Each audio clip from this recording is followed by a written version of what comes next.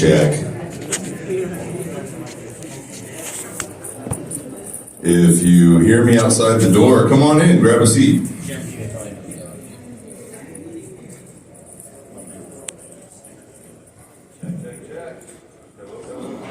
Hello.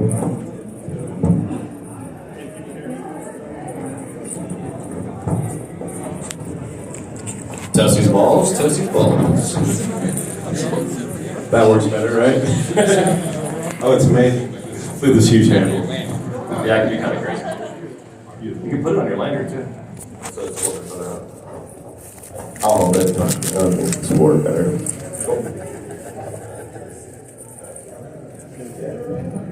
Yeah, that's good. Everybody can hear me? Yeah.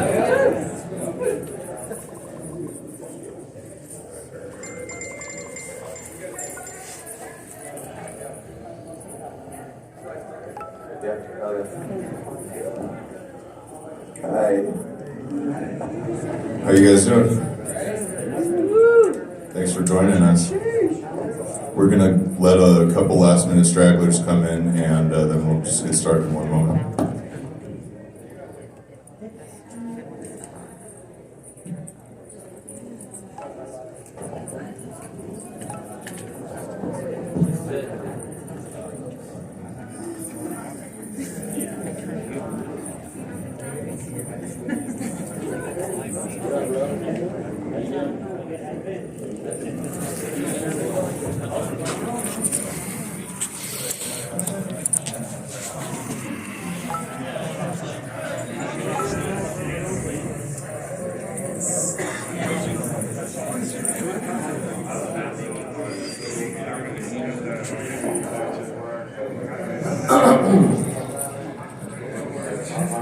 Yeah, it's like if you go to the bathroom, that's good.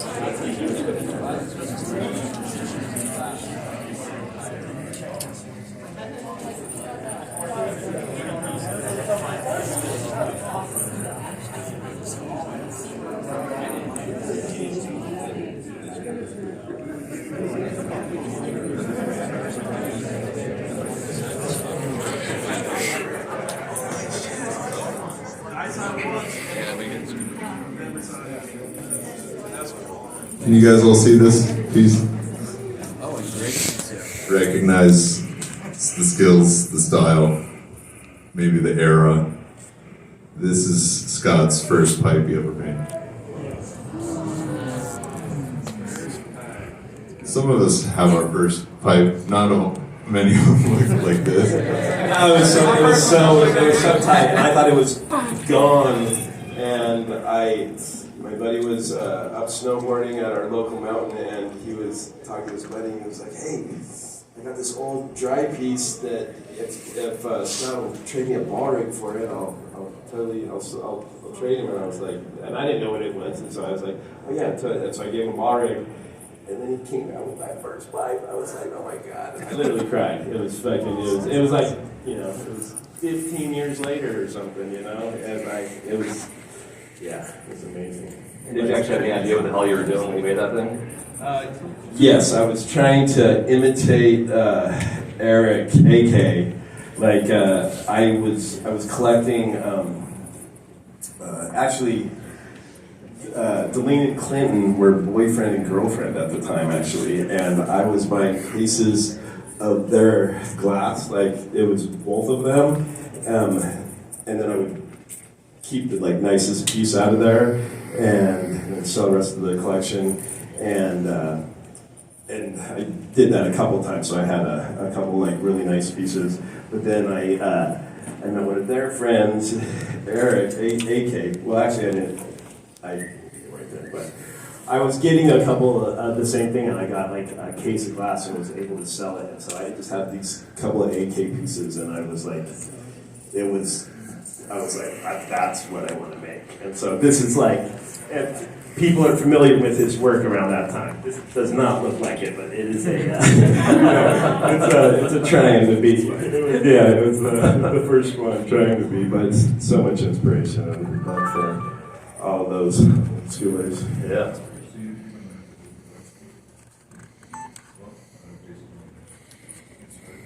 Yeah. So we do appreciate you all coming here to hang out with us and have this little conversation. This is definitely for myself. I've been blowing glass for 22 years, and I've been looking up to Scott my entire career. And so we're excited to have Scott here and with Shelbo and just have this conversation. And I always, with my podcast that I have, I always like to ask my artists their superhero origin story and how you were introduced to glass. Glass. It was obviously Miss Mary Jane and my love for her. And but it was the Grateful Dead actually, and I was on lot, and my brother came back to camp with this little spoon, and it was like silver fume with this like swirled through it, and it had a little mushroom millie on the side, and it wasn't blue at first, but by the end of the day, that thing was like just colored in, and it was the most beautiful thing ever. And we were just so high and looking at this thing and just talking about how like how maybe it was made, and we were talking about like the mushroom on the side, and we're like, how did they get that in there? How did they get that in there? And everybody's got their theories and stuff, and I'm looking at it, and I'm like, it looks like one side was hot, and the other, and it was cold over here, and they stabbed this thing into it, and then it like mushroomed back into the thing, and and it was like, and it was just, it was really cool because that's how you do it, and it was just. What year was that? That was 93. Okay, so it's 93, you run into your first blown glass pipe at a Dead show. And how long until you touch glass with your hands? Probably about 36 hours. I literally on the way home, before I even got to my house, I went by this Fred Meyer's, and I knew they had these map gas torches there, and I was like, I didn't know if it was going to melt it or not, or like what, but I bought this map gas torch, and there might have been a little meth problem where I grew up, and so there was this store that had all these like long glass tubes. Scientific tubing. Scientific tubing. And so I went and I got a piece of it was probably about 16, 19 mil standard wall tubing, and I just got home and I set the torch on the coffee table, and I just made this little peanut spoon looking thing, trying to imitate the thing that I saw, and then I put the bowl and stuff, and I was like, oh wait, there's not a What bowl was in your it. bowl push? What'd you use? Some random object? Yeah, it was I do not remember, but it was obviously random. And I pushed it, but then I was like, oh, but there's no hole in it. I was like, oh, you can put the hole in it before you push it, I saw someone use a bowl push. They use the crescent wrench as the first bowl push. Anyway, so when you ended up using the map gas, that was your first time touching it, doing some glass blowing, and making some objects. Did those crack? Did they last? They did. They lasted. I made three. I made three little spoons. My buddy Fimo wrapped 2 of them, and so we had these couple pieces. But then I never got back into whatever. It wasn't so easy. So I was. The map gas was your first torch. I got a question here. We fielded questions from the public. Thank you, everybody who submitted. This one's from the internet. Any advice for a noob on a Red Max trying to make it in the glass world? What's your advice? Get that map gas torch. No. I would say sell your Max, and buy a Herbert Arnold or GTT. Which, honestly, what I would say, I think the Herbert Arnold is definitely the best beginner torch. It's the heat on it is so even and not so ferocious that you have a little more time to like deal and juggle with it and stuff, but it actually will really get it hot. So I just feel it's easier, you know, in the beginning. Yeah. Expensive, but yeah. Yeah. And you can get any size flame, you know, because it has that. I don't know, you know, So you can go from beginner from can't laser all the way to the fat one, all the way back to the laser. Yeah. You have it all right there. Did you go from map gas to Herbie? No, I went. And then the map, you know, I went. My first torch was a Carlisle, and it was because the guy I learned from had a Carlisle, and GTT wasn't a thing then, and it's the only torch I'd ever heard of at that point, you know. So you get your Carlisle, what year's that? That is 98. Okay, so 1998. So it was a long time between, like, it's not like I started blowing glass then. I was, you know, I had to go on tour and party for a while and whatnot. But then I eventually, you know, I was not walking the straightest line, you know, and I had a kid, and I just wanted to make sure that I was always gonna be there for him, so I just needed to walk a little straighter line, you know, like but I didn't want to be like mainstream, and I didn't want to like do it like everybody else had done it, you know, and so like the glass thing, because it was illegal at the time, but it wasn't like so illegal that I felt like paranoid or anything from it. So it was like I don't know. It was my calling. Well, I got a question from Marble Slinger. He says, how would you describe what it was like blowing glass pipes in 1998 to a young pipe maker today? And he also says, what's up from Thailand? So a lot of these people, they might not have even been born when you started blowing glass, making pipes. What would you describe that era of pipe making to someone who is a young pipe maker today? It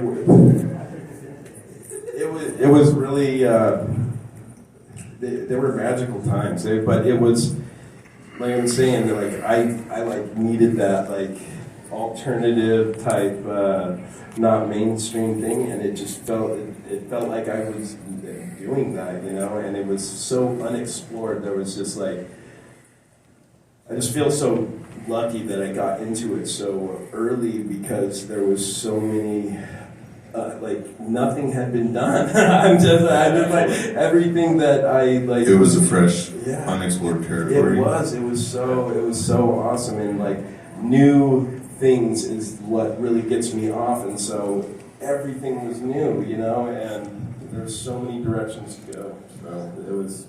How many pipe makers were you surrounded by when you were starting in '98?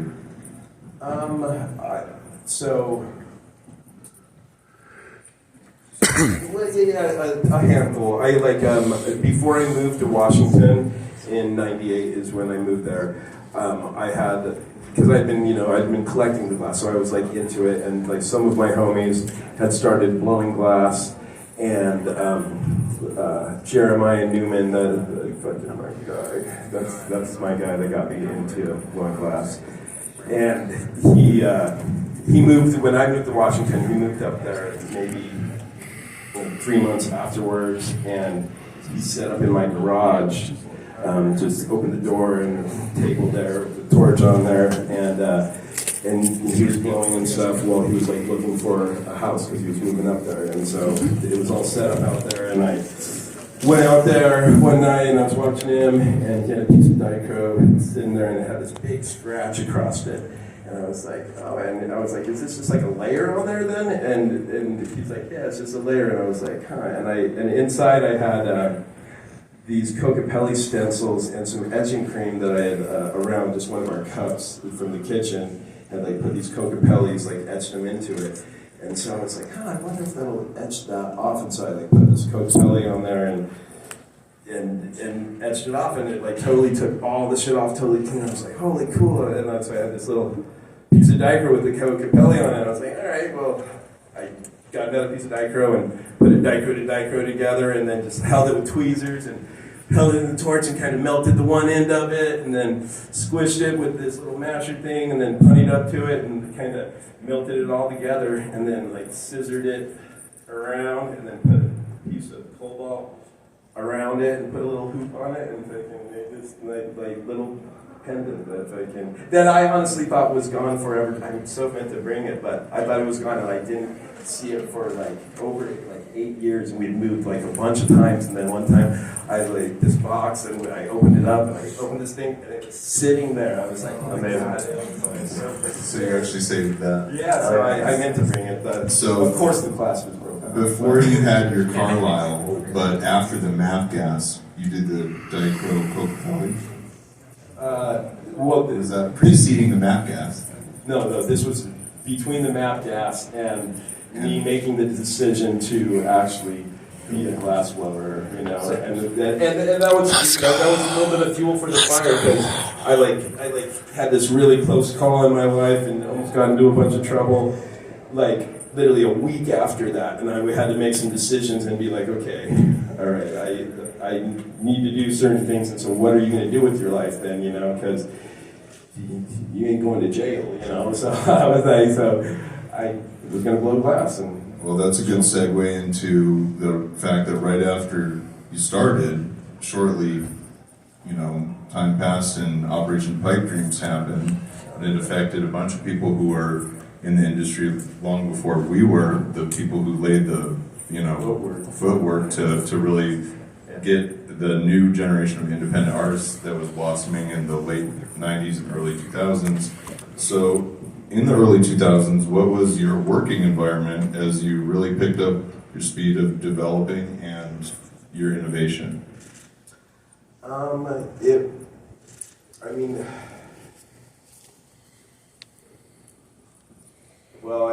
I had a shop for the first probably year, the first 2 years with the guy that got me into it, Jeremiah, and then I had a shop by myself in my garage for probably 4 years, and then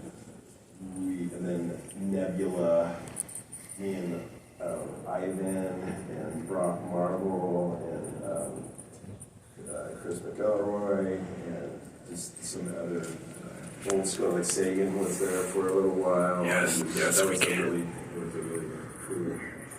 cool shop and a cool thing. I can't imagine. But that was Bellingham, and there was so Marcel lived up there, and Ezra and Brian Decker and Brian Kirkley. Yeah, Brian Kirkley actually was the. I've taken two classes in my life, and one of them was from Brian Kirkley. We just got together, a group of us, and because he lives in Bellingham, we just hit him up and was like, hey, if we get 4 or 5 people together, will you give us a little gauntlet in class? And so that was in like 2000. That's amazing. So what I'm curious about though, so you see this mushroom on the side of the pipe, right? The first piece you see. You obviously had some kind of, I guess exploration and way things are made, or just like in your head, like trying to figure out the process. And then the shit was actually the way it was made. I've come to find out. So before that, did you have the art background to yourself, like sort of as far as like a creative goes? Because as we know you now, in the last 10 years of like innovation that's happened, and having that future for it, Yeah. Did you know that you were going to excel at glassblowing because you already were excelling in art? You take this little Dicro chip, and they're like, hey, I can do this. It's fascinating. No, but I didn't do much art. I drew a little bit, but I didn't get too into it, and it really was the glass that like bring all of that. That was your out medium. to me. It was my medium. Yeah. It was like, and that was the thing. That first time that I saw that, and being able to understand before I understood anything about the glass, actually understand how that was done, really enabled me to learn from everybody, and every single thing that I ever saw then was it's part of the reason that I didn't take like classes and stuff, because I could look at something and I could see how it was done, and a lot of times, or I would see in my head how you would do it, and a lot of times, and then I started finding out that those things actually weren't how they did it, and it was a way better way to do it that made a better product in the end, you know. And so I really did. I kind of discovered that sometimes not knowing how to do something and not having anybody show you and just experimenting with it and trying to figure it out is actually the best way to do things, you know, and to actually come up with some new awesomeness, you know. So you might have just answered the next question, but maybe you can elaborate on it. This one comes from Salt. He asks, what made you so driven to push things past the status quo of your time of beginning, and why?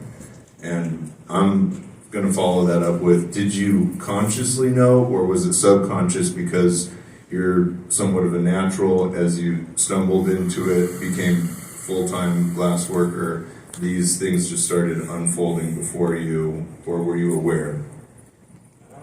I don't feel I was aware. I feel I was following what was feeling good, honestly, and it just, what felt good is what I wanted to make, and so a lot of times it wasn't something that I had done before, you know, so it really enabled me to like develop lots of skills in a super broad spectrum that then when it, like once you have those, then you just have this whole palette of tricks to combine and do anything with. It's like glass jack of all trades. Yeah, totally. You know, and I really want to give Marcel a shout out for he did this piece in 2000. This fish called it or whatever, but there's these dolphins and this whole entire sea scene that really pre-Project 33 stuff. It was, I think that was the origin of it, when he got all those glass books together.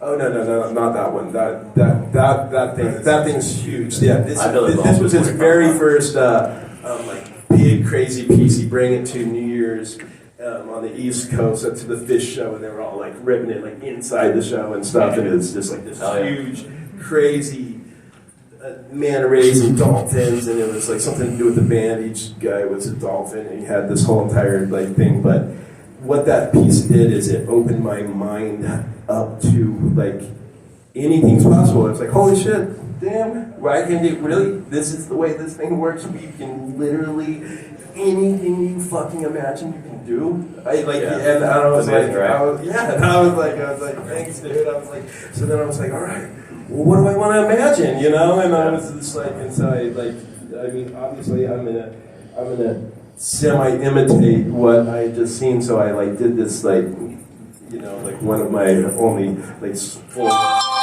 seascape things after that, you know, with like all the creatures and everything. But it was so like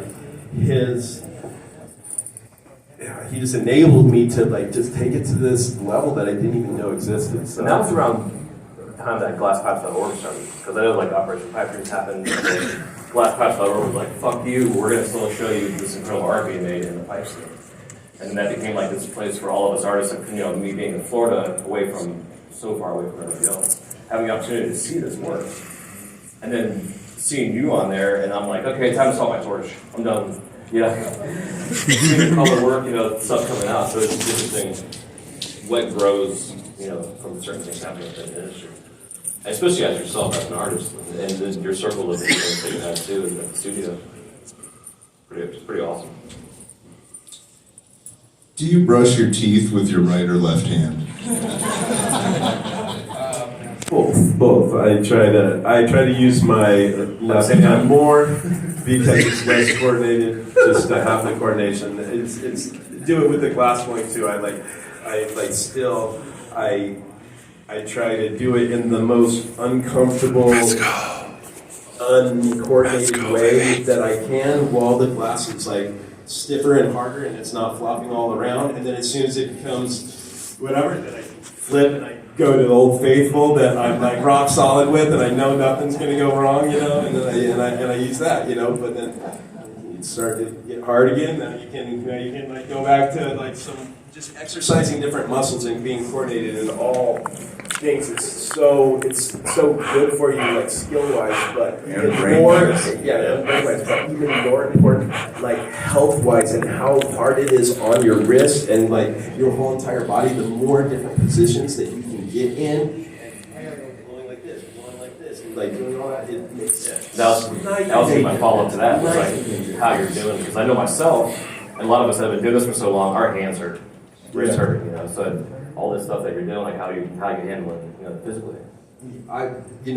There was a few years ago that I was feeling pretty not so good about my shoulders and my wrists and stuff, and I was actually having some severe problems, and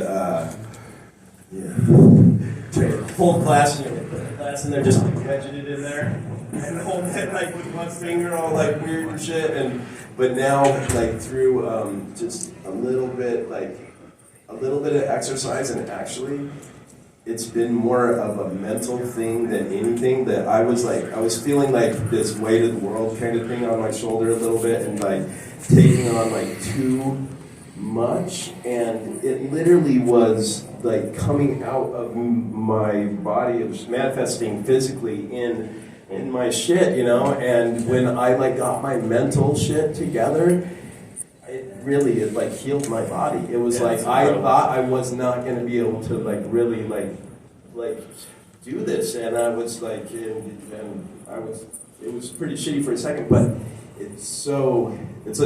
it's right in here, and you can like It's you can feel better. Important, super crucial to pay attention to. And anybody out here who's in their first couple years, I hope you just listen to that, because we might sound like some old fogies up here being like, "Oh, my back," but it's the real deal. Glass blowing is hard on your body, it's hard on your mind, and if you don't have both those things in balance, you are definitely going to be... Yeah, get the fuck out of the studio and do something else besides blowing glass, you know. Bull Pusher submitted a question on the internet. Drew, what up? Do you do your own stunts, or do you use a body double? Perfect follow-up to that health question. Depends how fun or dangerous they are.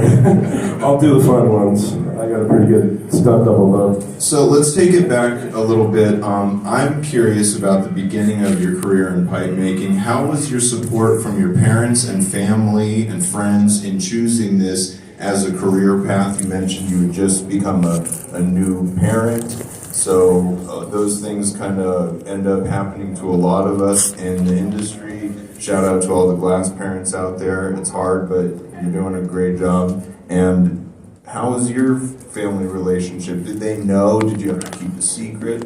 No, I definitely didn't have to keep a secret, but there was.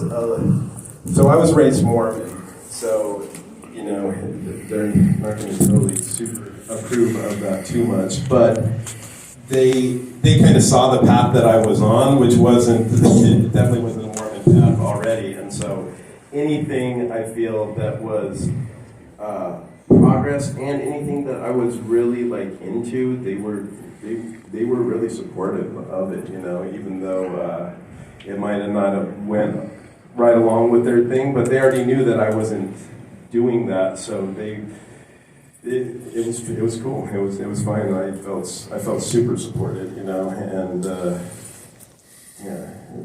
That's awesome. It's good. Is there something that you learned down the road that you wished you knew when you first started melting? And you know, if you could do the go back in time, talk to yourself, give yourself a pep talk, or tell anybody here who's in their beginning stages, just something that hit you down the road of ways that you absolutely wouldn't have known in that first phase. I mean, definitely the physical stuff that, like, really listen to your bodies, you know, and if it hurts, stop doing it, you know, like give your wrist or your shoulders or, like, whatever is, like, ailing you, because when you keep doing it, it's going to make some problems in the long run, you know, so really being able to change the position that you're blowing, and, like, don't just stand, sit. Do everything that you can to have a variety of things, and it really really helps. And do a variety of techniques. Don't get stuck in doing something, you know? Like I know a lot of people want to have this like thing and they want to be known for this, and like if you don't like do like the same thing, then it's hard to like get known, you know, and that helps you sell shit when you're known and stuff. But I mean, I don't know. I mean, maybe it's just me, but if you really like go inside yourself, that stuff doing the same thing doesn't feel as good as like creating something new, you know. And so, just trying to switch it up and not get in the rut of just that almighty dollar, and just try to do what actually feels good to you, you know, and what's actually like fueling that fire and like making you want to go to the shop the next day and open the fucking calendar. You just can't wait to see and like hold this thing that you fucking made. When you have that, and that's like your daily routine, it just like drives you to like just crush the next day and then the next day and the next day, and so it makes it feel good the whole time, and like that's what life is about. It's feeling good. So if we can figure out how to work and support our families and ourselves and feel good at the same time, there's nothing more magical. That's a great, independent artist mindset, and I definitely want to get into how you apply that into becoming a brand name Mothership. But first, let's stick with the old stuff for one more second. Do you know what the oldest pieces are that are out there available right now? Your oldest pieces that are currently available anywhere. And just to kind of lead that a little bit, I'm gonna shout out Steve from OPM Glass. That's my guy. Steve is a legend. He's in here somewhere with us, and he brought the vintage pieces that you see up here with all the different pattern work, and you've all seen these for years and years. It might have been the first piece you ever saw that led you to this spot right now. So thank you, Steve from OPM, and he's got an amazing shop. So if you want to see the history of glass pipes in America from all the American makers, check out OPM Glass. Oh, he definitely has the best collection of your work? Of my, and a bunch of, a lot of the OGs, you know? It's like, he's got it going on right there. Has everybody good luck. Well, I'm just like, kind of good luck getting those ones. Yeah. I was like, he said no so many times. Like, he's got this amazing store, but because he doesn't sell it. Well, he's open for bids, and a lot of the pieces are on the market, so check them out. But is there work besides these two examples and the rest of the stuff in OPM that you know is out there still lingering in shops? Or has it all been snatched up? There's Explorer Gallery has a bunch of fire. Explorer Gallery has some old pieces? It's hard for me to know where. I don't know where it's at. It's been. I just make it. It's been maybe a little while since things were not released as Mothership, yeah?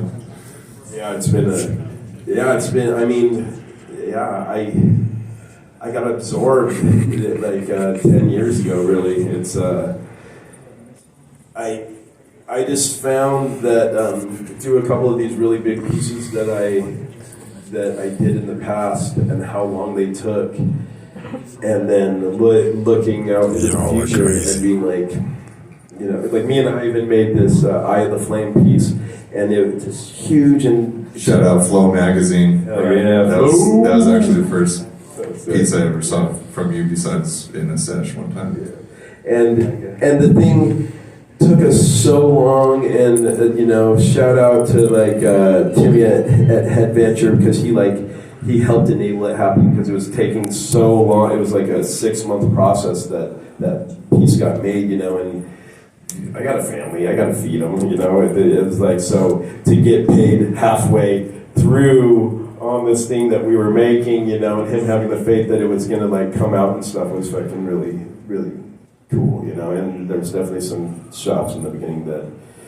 Steve is definitely one of those, that enabled me to push the limits, you know, because if you don't have that, you have to pay those fucking bills, you know. You need a house, and so it was.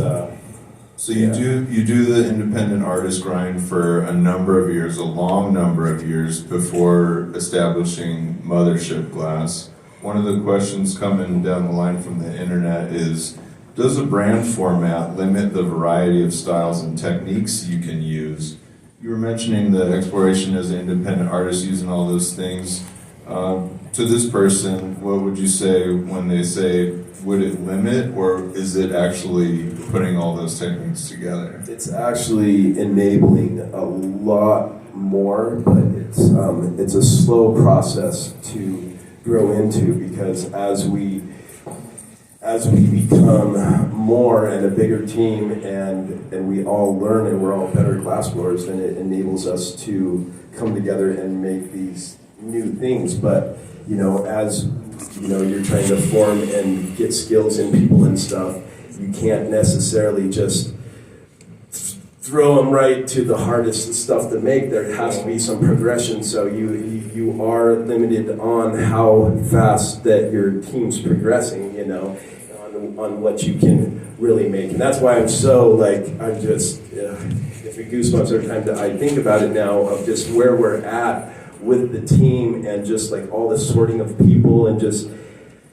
we are at this point where we can just, we're really about to be able to do anything that's in my head, and that was just that was like this point that we needed to get to, and now we can start like imagining the new crazy awesomeness. It's so cool. It's so important having that team that supports you around you like that too. Oh, it in all is. areas of what we do. We got to have hats we got to wear, from shipping, receiving, social media, all that stuff. You know? I was gonna say, like, I'm just super fortunate that my family got really involved in my business, and like my mom is head of the HR department, and literally it was the biggest godsend when she came in, because I don't know how to do any of this shit, and I'm fucking kind of an asshole. I'm not gonna deal with too much stuff, and I don't really have that enough patience for all that. And my mom is like the most patient, amazing, best listener, just like everything what this whole team like needed so much to like really keep us together, because it was about to go for a second there. That's awesome. And Shout my out moms, all the moms. and my sister Katie. Katie, thank you. She's so amazing. She like took literally, because I'm not a business guy, and I just love blowing glass, and so we're like got this company, and I'm just not paying attention to anything, you know, just making glass, and we're fucking, and so I'm literally not. There was this point that it came to where we were not making money. We were actually like losing money, and some of the big pieces, because we'd like I would make something and sell it for 50 or 100 grand, and then that would like, it would it would like, so that money and all the money just got put together, and so then we're paying everything, and then after like a while we realized, okay, let's go, baby. There's these other pieces that are funding us even being able to work, and so it was through like her like hard work and her awesome brain that she made all these like crazy systems to where now we know exactly how much everything costs and how much we have into everything and what we have to sell it for in order to like make an actual profit and to have a company. And we just like never had that before. We were just flying blind through space, and now we got like, we got GPS and we got fucking maps and fucking, we know where we're going and we know how to get there, and it's like, So such a good team. Does that help you have a vision of where the industry is looking like it's going in the next 3 to 5 years, now that you've been on the Mothership path for as long as you have? Ask that again with the... Here's the question. What do you envision the industry looking like in 3 to 5 years? You've seen where it came from. You know where it is now. Where do you think it's going? I mean, it's exactly like the technology spectrum, you know? It was like, okay, we're slowly like getting this, we're getting on like some TVs and some radios and some like whatever, and then all of a sudden it's like, reached all these computers and like crazy, like we can talk to anybody on the planet and see them on our phone and just like be like, it's insane. And that it's literally like the same trajectory that the glass is going right now. I just see it. You guys are all just fucking crushing it, and we're all just like being inspired off of each other and taking it to the next level, the next level, the next level. So it is just about to go. So we're gonna see more progression in the next 3 years than we've seen. Yeah, that's what I'm saying. We're constantly seeing makers who get 10 years worth of knowledge and experience in 2 to 4 years time now. And it used to be about a 10-year standard to where you could get somebody leveled up to that point. So shout out to all the young makers out there who are keeping us old fogies on our toes and making us get into the new techs and try and flip it on you guys and turn it back over to where the inspiration goes back and forth and back and forth. It's never ending, and everything that anybody has been inspired by you by ends up taking them in a new direction, which goes right back to your point about exploring all those different techniques. That's where everybody's finding their own voice, and a lot of people here are gonna ask, how do I find my voice, not my one thing I make necessarily, but how do I find what I like to do? What am I doing that maybe didn't click like it did for you? You just jumped in, found a bajillion techniques, were good at all of them, crushed it out, ended up taking this long pathway to get to the point where now you're exploring everything through Mothership. So with everybody who's kind of just like doing their very first mushroom implosion, then where does that leave them as far as finding a voice in today's very, very noisy atmosphere of pipe making? Yeah, it's a hard one, but I honestly feel if you really slow down for They're not in the same world we are. They're all oversaturated by social media, online, can't put the phone down, can't stop paying attention to what everyone else is doing. We were all fortunate enough to be pre-internet where it ends up to where you are by yourself in a hole doing something, and then you look at it when it comes out the next day and you go, I either did good or I did bad.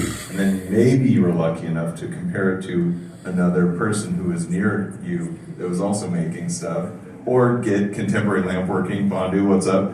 And end up realizing that in your first couple of years you are garbage. And it makes it to where then you start looking at those things. Like we came up in books and magazines.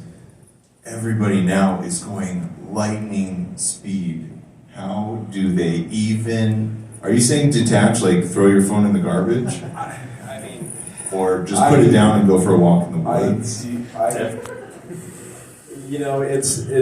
I feel very, very, very fortunate to not have to do the social media thing I have with like people that do that for me. Thanks, Lucas. Thanks, everything.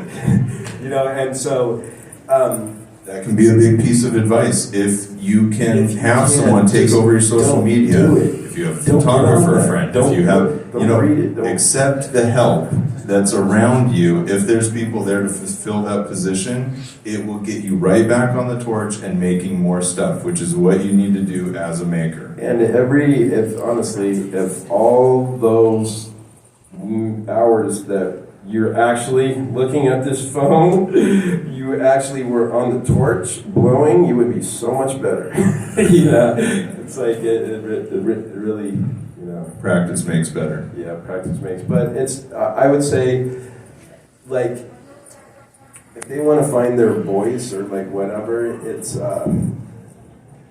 following your heart. It's like you have the ultimate radar inside of you, and if you really like slow down enough and get in someplace quiet and take some time to yourself, you'll know what to do, and you'll feel it, And it's like whispers in the wind. And when you're and make what feels good to you, you know? And if you really do that, you're winning. You're winning. That's all we're trying to do here. And just don't get stuck on who cares what it is. If it actually feels good to you, you're fucking killing it. That's the goal. As you're jumping through all the techniques in the early part of your exploration, did you end up honing in on those things where you were like, ooh, I want to spend the next month doing mushroom implosion pendants, or I really, really need to do this pattern work? Like, once you did it for the first time, was there something that you got obsessed with? And then, I mean, definitely the disc flips for years I was upset because it was the only way to get like more of a message across, or more of a, because you can do the sculptural stuff too, but with like the patterning and actually like drawing stuff, okay, well, this has a Celtic feel to it, and so like without those patterns, it's not going to have that, and so. So you're inspired by Celtic patterns, but did you do that first? I don't know. I'm asking because I don't know. Did anyone do like disc flip style piece before you did it? I would say definitely yes, but in a different way. Yeah, in a different way. The person that I saw doing it first was Pedro Smiley, and he would do like he would have like 3 disc flips, and he would just put them together, to make the whole entire thing, more with like less than like the filler stuff, and so that was in 99 or whatever was the first thing that I saw. He had like drew this like yin yang and then this other little spiral, and then had a little reversal and had them all together in this section, and I was like, oh, that's tight, and I was like, oh, that's a cool technique, like drawing on the one side and flipping it over. So just took it and went that way with it. Yeah, well, like we were talking earlier with the fillers and like doing that before you understood what sacred geometry was. Then you learn about sacred geometry and you realize you've been living this kind of intuitively without actually, subconsciously also. Yeah, no, it was like I didn't know anything about sacred geometry when I first started blowing glass, and it was naturally happening with the patterns, just like it does in nature. It's like everything, and so it's obviously that's what it's going to do because it's everything, But math is fun too, Yeah, but with the gravity and just spinning and the way and the heat, then it naturally spins up and it like spirals, and then you do it the other direction and you do the exact same thing on it, and then all of a sudden you have, depending on what pattern you put on there, you have a ratty, and if you put the length's just perfect and they have the right amount of crosses in them and stuff, then it makes like this. I did this thing, and then it was like a perfect seed of life, and I was like, what is that? And because I'd seen it in this other pattern, I was like, oh, that's crazy, like that it made that exact pattern. But somehow you did it. That's what I'm saying. Okay, That's so what gets me. Keeping with the technical part, let's go into the colors. So around this time, colors are not known as the easiest to use, and I got a question also sent in from the internet. What colors are your best recommendations to work with? Let's make that a 2-parter. Like, back in the day, were you picking color choices based on knowing you could work with them, or were you specifically going for things that no one else was using? What was your direction with the color and color knowledge at that early stage?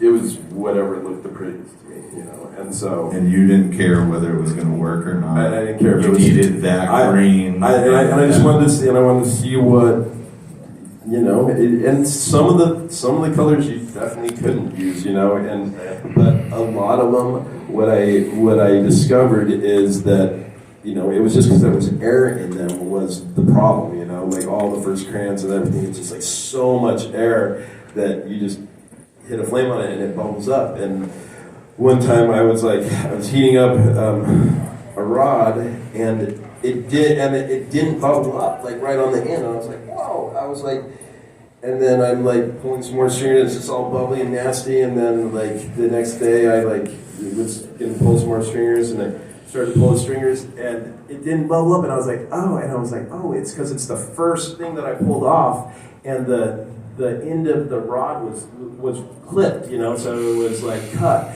and as soon as you melt that, then because there's air bubbles all the way down it, then it's just bubbly every time you like try to heat it up right there. All these bubbles come up. But if you clip it and it's open and you put the flame a little bit back there, you can push the air out and you get this one little piece of like, so it doesn't matter what color or how much air there is in it, you can get this little ball of jammy fucking juiciness, and then so you pull that into the stringer, and you flip off the front of the thing, and then you do the same thing again. So you waste like half the color by doing it, and you have But you get but you get the juicy with no air, and then you can like draw these patterns with it, or you can like the take me to the mothership with the pot plant and the aliens and stuff.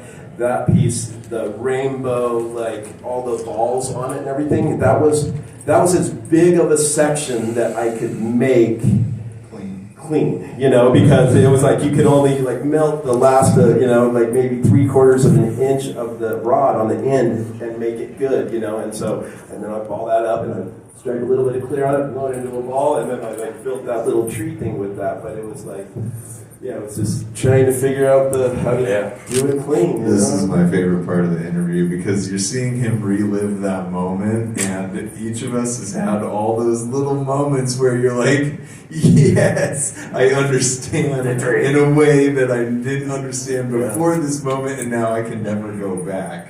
So that was really cool. And was that remember the Mothership, was that before you started doing like the rainbow chains and working more like the cadmium rainbow colors? That was it was right at the time. Yeah, that was like, oh, you can work these things. It's like really hard, but you can't have the giant sections of them, but you can make little juicy sections. Do you have a guesstimate on that piece that you're talking about with the rainbow colors? How long it took you? Was it months? Was it a year? Was it just off and on? Yeah, Did you go straight through? It was off and on for like 6 months. So those mega pieces, you would work them in that way while you're making spoons and oneies and whatever else on the side, because you gotta pay some bills. Yeah. So I was lucky, to be making, because I never made anything that wasn't going to be improving my skills. So if I'm gonna make like a little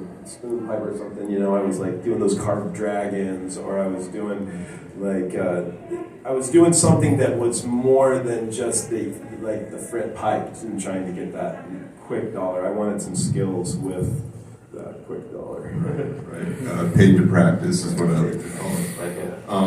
Do you have any other years-long pieces in the pipeline? Anything right now that you got that's sitting, chilling, that you worked on for a couple months and stopped and put aside? Definitely way too many things. But I got a couple real epic heaters that it's funny because the ideas and it's because they're collabs too, and so extra pressure, and then and as I evolve, then I just because I want to do the thing that feels good to me. So if I don't execute it right away, it's not new, it's not fresh enough. Even if I've had the idea for so long, and it's like, even if I didn't do it, I'm like, oh, I got way better ideas now, and so I'm like, so it's just funny that, so like this have you heard about McElroy's collab Forgiveness Day?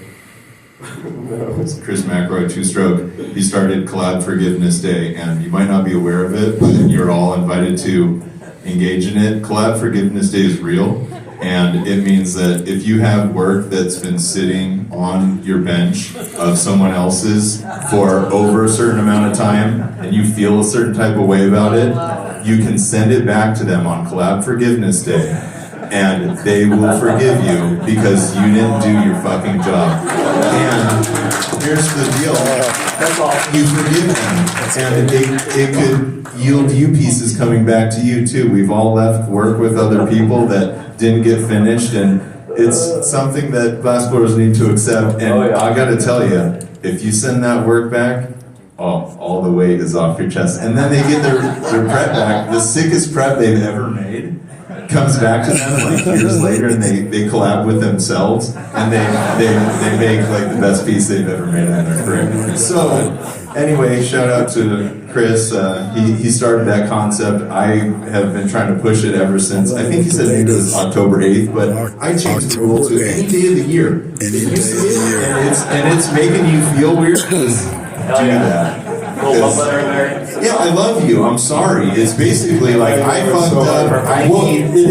It keeps you from doing things. It does. And if you're that type of artist, not all of us have that type of mindset, but a lot of us do. Probably more so than not, where that type of weight on your mind makes you feel weird, and then it makes the piece not approachable, and it makes it to where if you do something and you fuck it up, you feel a billion times worse because you waited forever to do it. And how do you do another collab with, like, there's all these collabs that I know would have happened in the last couple of years, but I have these couple on my plate that I can't, like let those guys even see me, like, putting a bunch of work into something else without, like, doing that, you know? So it ends up being about your personal integrity and how you are working through your process as a maker. Basically, it's okay to say no.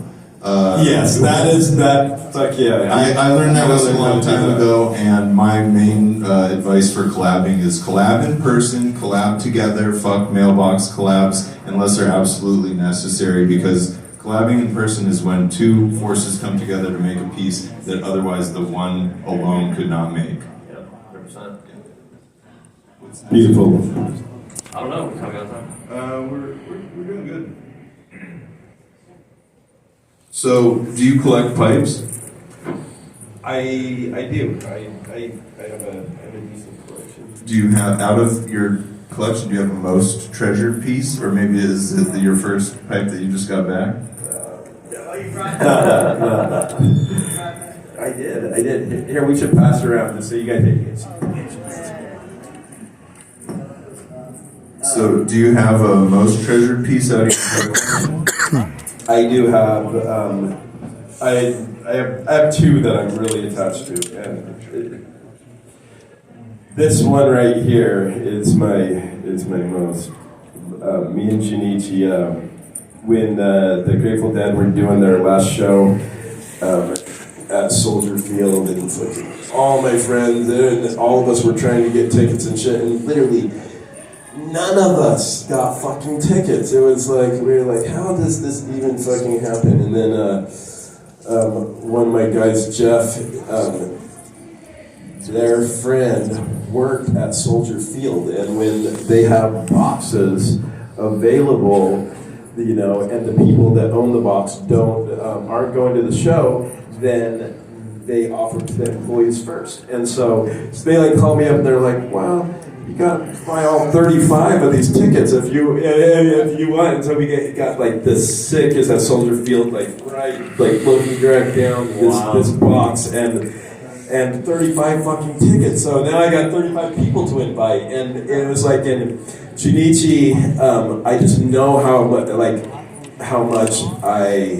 he loves the Grateful Dead and stuff, and so, and it's like you know, got me into this and my passion too, and so I was like, oh, I'm gonna invite him, and so I invited him over to go to these shows. And it's cool because he doesn't speak English. So you guys all know he's talking about Rose Roads. Roads. And so we just had the most magical experience and trip, you know, like going out there to Chicago and going to these shows, and like we just blew. He actually had never seen the Grateful Dead before, so it was like it was this, and we virginized him for sure in all sorts of ways. But it was like just such a cool trip and experience, and we made this piece when he came out, and so it was just like the one that there's just some things that money can't buy, you know, and there's just too many memories and too many like awesome things that just makes me feel and like remember it. So that's my most fun. And then I have this piece that's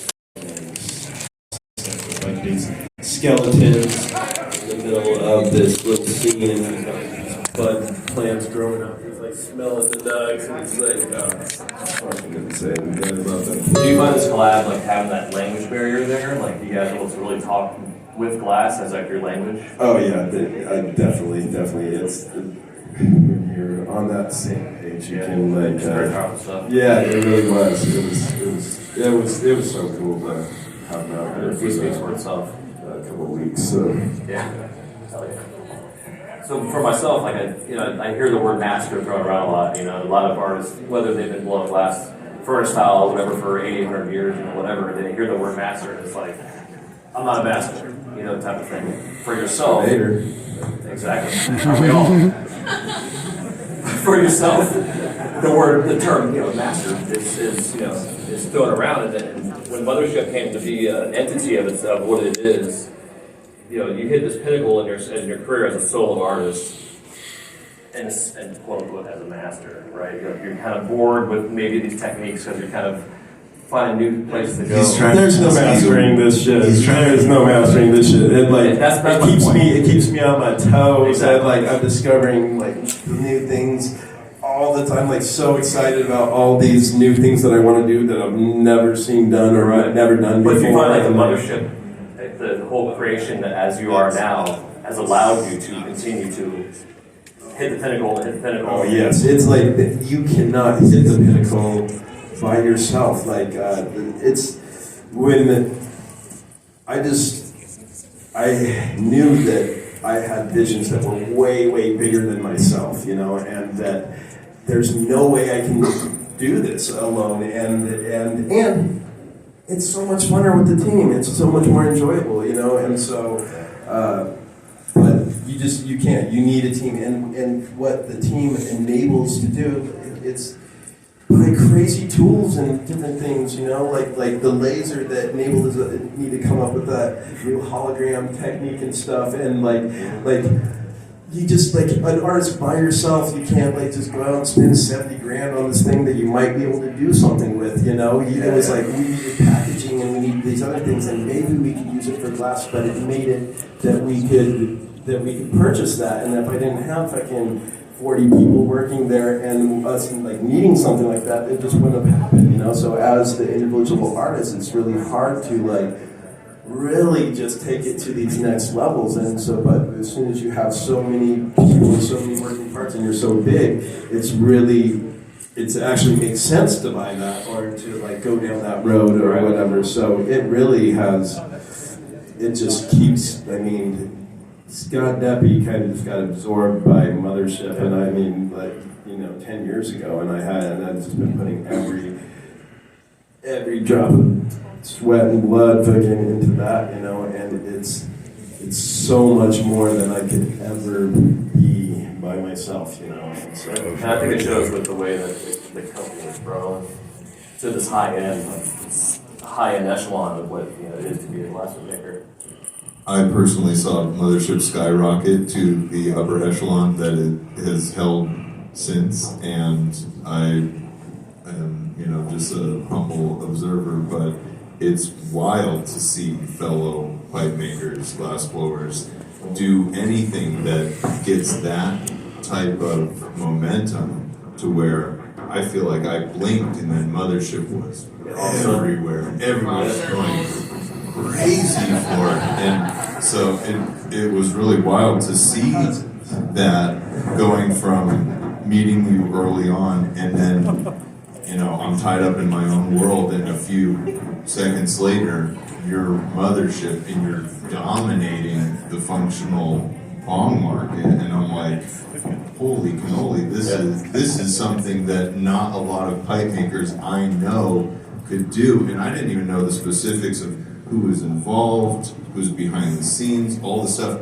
I'm just watching like everybody else here from a distance and being like, what is going on? And the whole world's waking up, and you see technology, social media, all pick it up and run hard with it. And then it makes it to where here we are now talking about your transition from an independent maker to a full-on powerhouse brand, like one of the most recognized names. And now I'm I'm guessing internationally, I know it's definitely national, but you're probably internationally around the world as one of the high-end labels. So what do you do knowing that that's where you are at right now?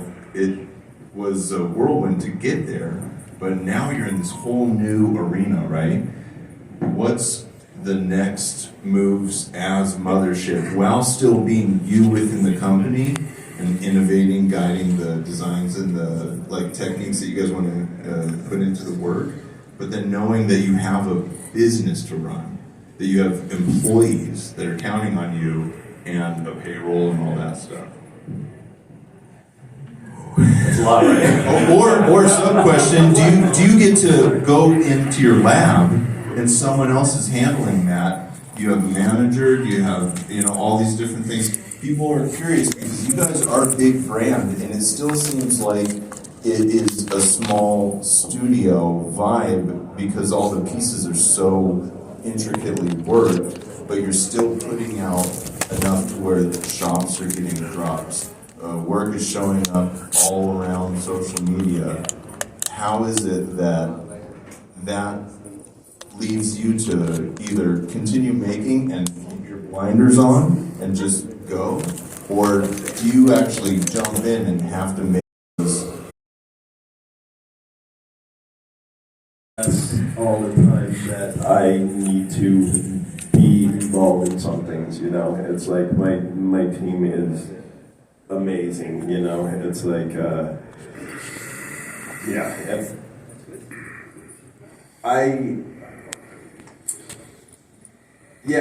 I pretty much can do whatever right now. We're at this point, and we're in this transition point where we're going to start actually moving into, we're going to do less series and more into each series and have an actual some big semi-masterpiece with each series, that we're going in on, and then the standard designs that we have with the artwork that is for that series, but then doing whatever the theme is, doing sculptural aspects of all those pieces too. So it'll just be this more. It'll just have a lot more bigger ultra headies in each series instead of just more of the standard pieces like we've been doing now. Was this the plan from day one? Was this your roadmap, or is this a new iteration? We're gonna get to touch this fucking piece, yo. I mean, from day one, it was okay, I want to be able to to take me to the Mothership piece or that piece with Ivan and us just pumping those out all the time. And that's all. That's all we really want to do. But it's one thing. If one of those goes wrong and you have all of that, then you're and you got 40 people to pay. It kind of can be pretty disastrous. So to have things that are more streamlined, that the percentage that, okay, this is definitely 80-90% chance that it's going to turn out, then you can, you'll be okay. And so you got to have some of those things, and then the more of those things that you have and the better you're doing, the further that you can go out on the other limb and try these new things that are experimental and might not end up working out. How much of your time in the shop do you devote to new techniques, unexplored territory, and something that isn't already in the lineup so that you're pushing that next phase, that new design element? I'm trying to do that pretty much all the time right now, if you have to do some things and you get in the middle of some things, and so it doesn't feel like you're doing that, but you really kind of are. You haven't really got it all mastered. It's what it feels like sometimes to me, that I'm okay, I should be doing something else. Really fully dial things in before, a lot of times before they're handed off to the team. Dude, I just touched a piece of fucking history. We've learned in the past that sometimes I'll do things and I'll make something, and then we'll have some people be making it and not be paying attention. That's what's so cool about my sister's systems that she has made. Now we know if we're actually making money off of that. But there's literally some different things that we made for over a year, and we were losing, like, every time we sold one, we were losing $500 when we sold it for wholesale or retail, you know. So then when we were selling it for wholesale, it was like even worse. And like for over a year, it just like, I mean, a couple $100,000, it just like absorbed into it without paying attention. So really, But you don't know until you know, yeah, and barely any of us took business classes and stuff. So like, you know, it comes down to again, getting the help from the help that's available, and anybody who's got expertise in those other areas, like, use their knowledge to help you progress forward. We're at the point where we're going to open up to some Q&A from the audience. If you guys have a question, just throw your hand up. I'm going to walk to you, and we'll do some live Q&A if anybody has any extra follow-up stuff to what we're talking about, or something completely off the dome. 1 second.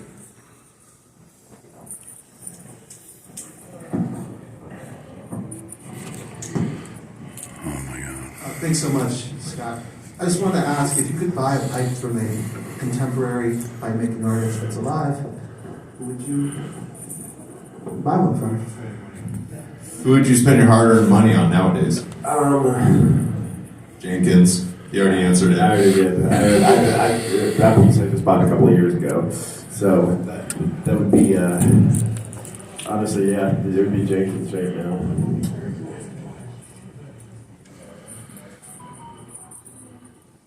But there's a bunch of others too, but that's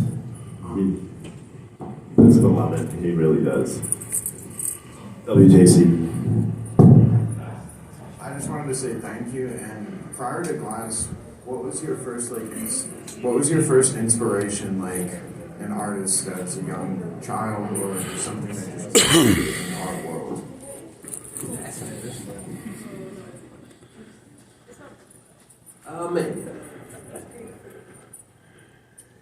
Do you remember a piece or an artist in particular that you saw and you were like, I need to know that name or understand what that is? You know, I really. Oh my God, you guys are crazy. I don't remember. Music. I think I'm gonna try to ask a question though.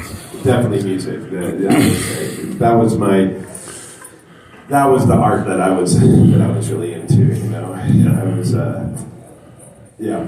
was. Do you think growing up in the Mormon family, church-wise, like, that kept you from being exposed to artists? So sheltered. So sheltered. Yeah. It was. Yeah. That religion doesn't really want you to, like, feel lots from outside things, you know? So, yeah. All right, here's another one. I just wanted to ask, what skill do you think helped you build the most skills from it? You were saying you wanted to always do something that you felt was making you better, and I was wondering what technique or what, like, ideas helped you the most to get better? And also, do you use China football? Did you hear him for the first part? What skills, when you were explaining all the techniques, which one of those was the one that helped you really get better and was the thing you built on? So there's these like implosion marbles that the guy Jeremiah Newman that got me into it, that he would do, and it was like this. It was an open-ended tube. So you'd have to rip the tube apart, and then you want it totally, like, you cut it on the saw. That would be the best. So you're having to rip a piece of 30 mil tubing and make a perfect lip on it, and then you would decorate that with dots around the lip of it, and then down about an inch down the thing. So you could do dots, or you could do like some little squigglies or whatever. So it gave you had to like pull some little stringers out. You were like putting these dots on and stuff, and then you would implode it, and depending on how you would hold it, you would get different effects, and the lines would totally suck up into it, and because it would start out open, and then as you would melt it, it would close, and it would all seal up, and then you could get it to really suck up in there, and the lines be up in there, and then you could actually pull it into a little milli and slice it up, you know, or you could have this more like marble, or you could have it be a little bit flatter and just be more like a pendant. So there was like all these different things that you could kind of do with it, and there was just, and then you had to get it off of the tube. So you had to putty up to the back of it, and you had to rip off the whole front of it, and then even that out, and just all of those. There's so many different things that you have to do in like that one thing. And so that was literally like, I mean, that's why that pipe turned out that nice. Is that I had made probably 20 of those marbles before I made that pipe, you know, and so that was one of the things that I did the most. That was just, it like touched on everything a little bit. Has everybody gotten to see the pipe? Awesome. Let's have that wave make its way back up to the front when you guys are done. And I do use China Cobalt. Not only China Cobalt, I use the best glass that there is available, and glass isn't a race thing, you know, and so it's borosilicate or it's not. Yeah, it's 33 and so the problem with a bunch of the China is that it gets hella beat up, so it's ruined on the outside. So if you put it in the flame, it just gets tired and it just like bubbles up and does all these things and different things. But for the actual like glass and the quality of it, I'm just saying, like, not one American company has anything on some of those colors that they're doing. They're like totally air free and like nice sizing and like different things. And so it's just like, we use the best glass in the world, whatever that is, you know. And sometimes it's an American company, sometimes it's a Czechoslovakian company, sometimes it's a China company, you know. So it's yeah. We got to try them all. You know, and they definitely weren't that super evolved. Like I mean, literally, I didn't use it for so long because you couldn't, because there was definitely, like, when they first started making it, I mean, it was just like the American guys. The shit 20 years ago fucking sucked from everybody, you know. So it was just like, and I mean, it's like, I love all the color companies, but it's not ultra consistent, you know. You get a batch of some amazing stuff, and then like the next batch that you get, you ordered the same thing, and it either has air in it, or it's like doing a different striking thing, or it's doing like, it's just not consistent. So, you know, so they do have some consistency in those cobalt tubes. They and do. If you've ever worked it, I don't know why you wouldn't work any glass that is available to you. Yeah, I'm coming from the perspective of being heavily aligned with Glass Alchemy and loving all the American companies that led the way, but have acknowledged what's been going on worldwide the entire time we've been makers. So if you're not trying all that stuff to see what they have going on, then you're missing out. Any other questions? All right. Hey Scott, thank you so much for your time. I just wanted to ask you specifically about the issues you were having with your physical ailments when you had issues with your wrists and your shoulders. You said that you healed your mind, and that's kind of what led to the pain and everything else diminishing. How did you heal your mind, or what do you recommend to heal your mind?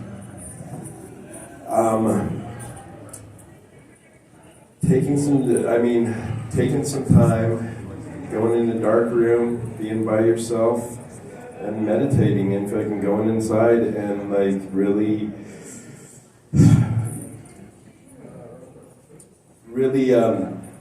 rehearsing how you want your life to be and what you want to happen in it, and harnessing the emotions of what that would be if that actually was your reality, and trying to live the reality that you want to live before it's evidence there, and like actually feel it in your heart. You have to feel it, and you have to fucking know that, and just feel like it's already happened. And then you get up and you fucking walk into your day like that, like it's fucking already happened, and it will.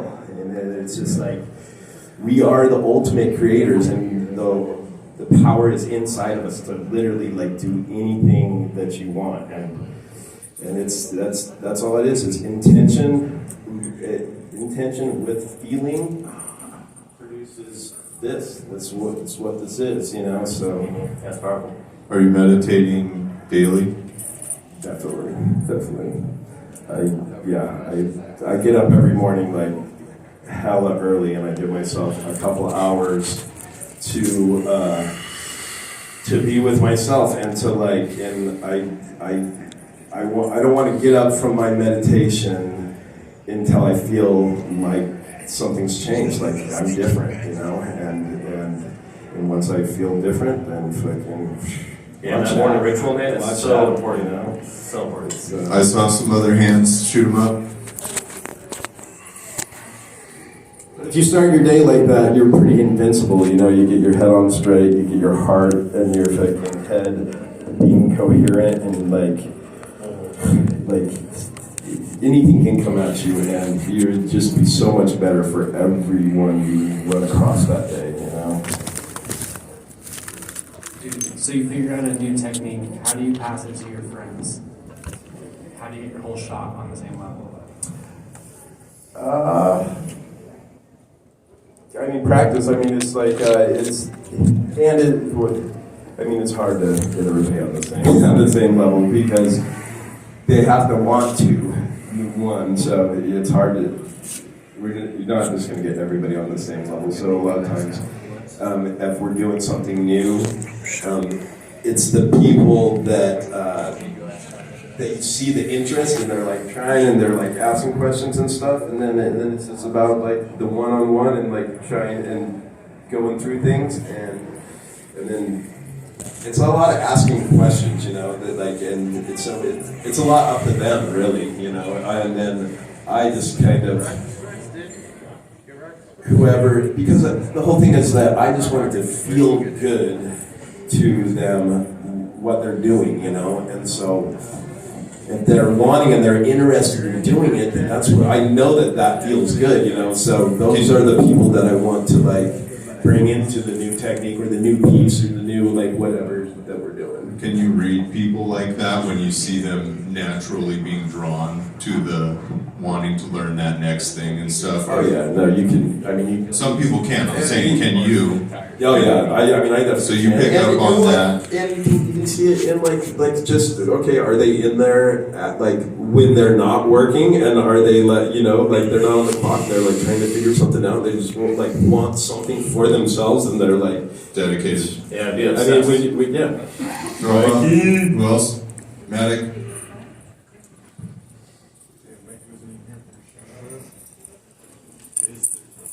What's the story behind the Deppe's Darkness color? Oh, the Deppe's Darkness was we were doing the International Hot Glass Invitational at South Point. Yeah. Shout out to Glasscraft and Beat Expo. Yeah, it was awesome. That was insanity. That was 2009, and yeah, there was a group of people there. You guys were doing furnace, borosilicate, in public. It was like a lot of people have furnaces now, and we're making our tubing and pulling it out, doing different things, but like that was not a real thing, and the A was like, so they asked me to form a team, and so I of course. Who's on the team? Of course I'm calling Banjo and Darby and Clinton, yeah, and so it was like, yeah. So you guys heard of them? Banjo, Darby, Clinton? Ever heard of those we guys? definitely had a good team, and A was like, you guys should be Team North Star, and I'll sponsor you, you know, and I was like, I was like, if you get us hot furnaces there to where we can be pulling hot glass out of it, we'll do it, you know. And so he's like, all right, and then so we met up down at North Star, all of us, and for a couple sessions to like decide what we were gonna make and pull some shit out of the furnace and like figure out, because we were like, all right, if we're doing a flame off, if we have hot fucking molten glass, we're gonna have a leg up on everybody, right? It's like ready to go, you know. So we so we designed this cool chandelier that we ended up like making with the furnace there in the I was one of the I was on one of the competing teams and we got destroyed. We had a little advantage. Everybody, if you were there, everybody was freaking out, and barely any of the other pieces got looked at because their piece was so insane. It was huge. The color was striking because of just them flame working it, because it is the darkness. It was yellow or mixed with. Is it the amethyst? Yeah, amethyst. Yeah, So. Yeah. So that was originally like the Deppe's Darkness was, I mean, that it was Abe's trying to make some money. Like, whatever the thing. Right, because at the event it had no name. It was just before. yeah. How did you guys choose amethyst with yellow, and was it both in the same pot? It was there, but not originally. You know, when the really juicy one is when you dip them over the yellow over the right. That's what it became. The other one, yeah, because when you mix them, it just starts being so much like so many other like striking dark colors. Yeah, but that piece at that time to have the amethyst pushing all those ghosty blues, you knew what you were doing. All right, who else has a question? It was good. All those fumey blues, we were like, what is this? Outside of blowing glass, would you say there's anything that has helped expand your skill set, glass-wise? Besides meditation? I mean, definitely the meditation helps. Do you have any hobbies? I mean, I think just doing just any of the hand-eye coordination type things, you know, like I really like, you know, I really like darts and pool and golf and, you know, I'm very natural at all of those things. Came super easy to me to be fairly good at, and so I think just doing a lot of that hand-eye coordination type stuff has paid off. So if you're a good bowler, you can make some good bowls. Yeah. There you go. More video games. We sit around playing games all day. You're not making glass, but you know. Are you a gamer? No, I am not a gamer. Okay. I've seen too many. I'm like, man, you would be a better glass blower than me if you actually didn't play video games and you just spent that time like blowing glass. I mean, serious. There's so many, and there's some really good glass blowers out there that would be literally twice as good if they didn't have any video games in their life, because they would have got, you know, 10 years of work instead of only 5 years of work over the last 15. You know? Yeah. Oh yeah. So I was just wondering, one of my favorite things like to see in glass is like a nice encased opal, and I noticed that like most of your recent pieces they don't. And is that a preference thing, or does that have to do with some type of compatibility, like making your glass last longer? No. You mean using opals? He wants to know if you are not using opals for any specific reason. No, I'm not afraid of the opals. You gotta. There's a way that you want to do it, and you want to make sure you have enough even glass around it. But I think that the beauty factor versus the risk factor is totally like. He's curious if it's going to chuck in 5 years. You know. So but I try not to use ones that have sharp edges on them, so I like the spares if I'm going to, because I just think that they're like way less likely to blow up. And then use them where they apply. There he is. Yeah, and use them where they apply. Works properly.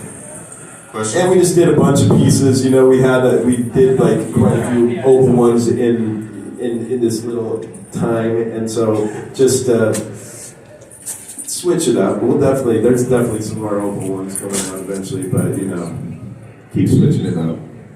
Go ahead. So, if you never discovered glass, or where do you think you would be right now? And also, what's your personal favorite glass color?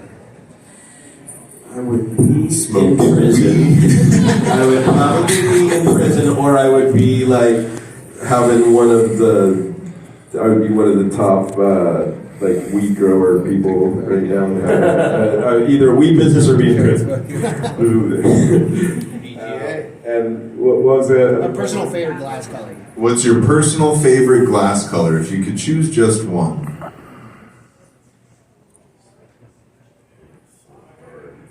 So hard. How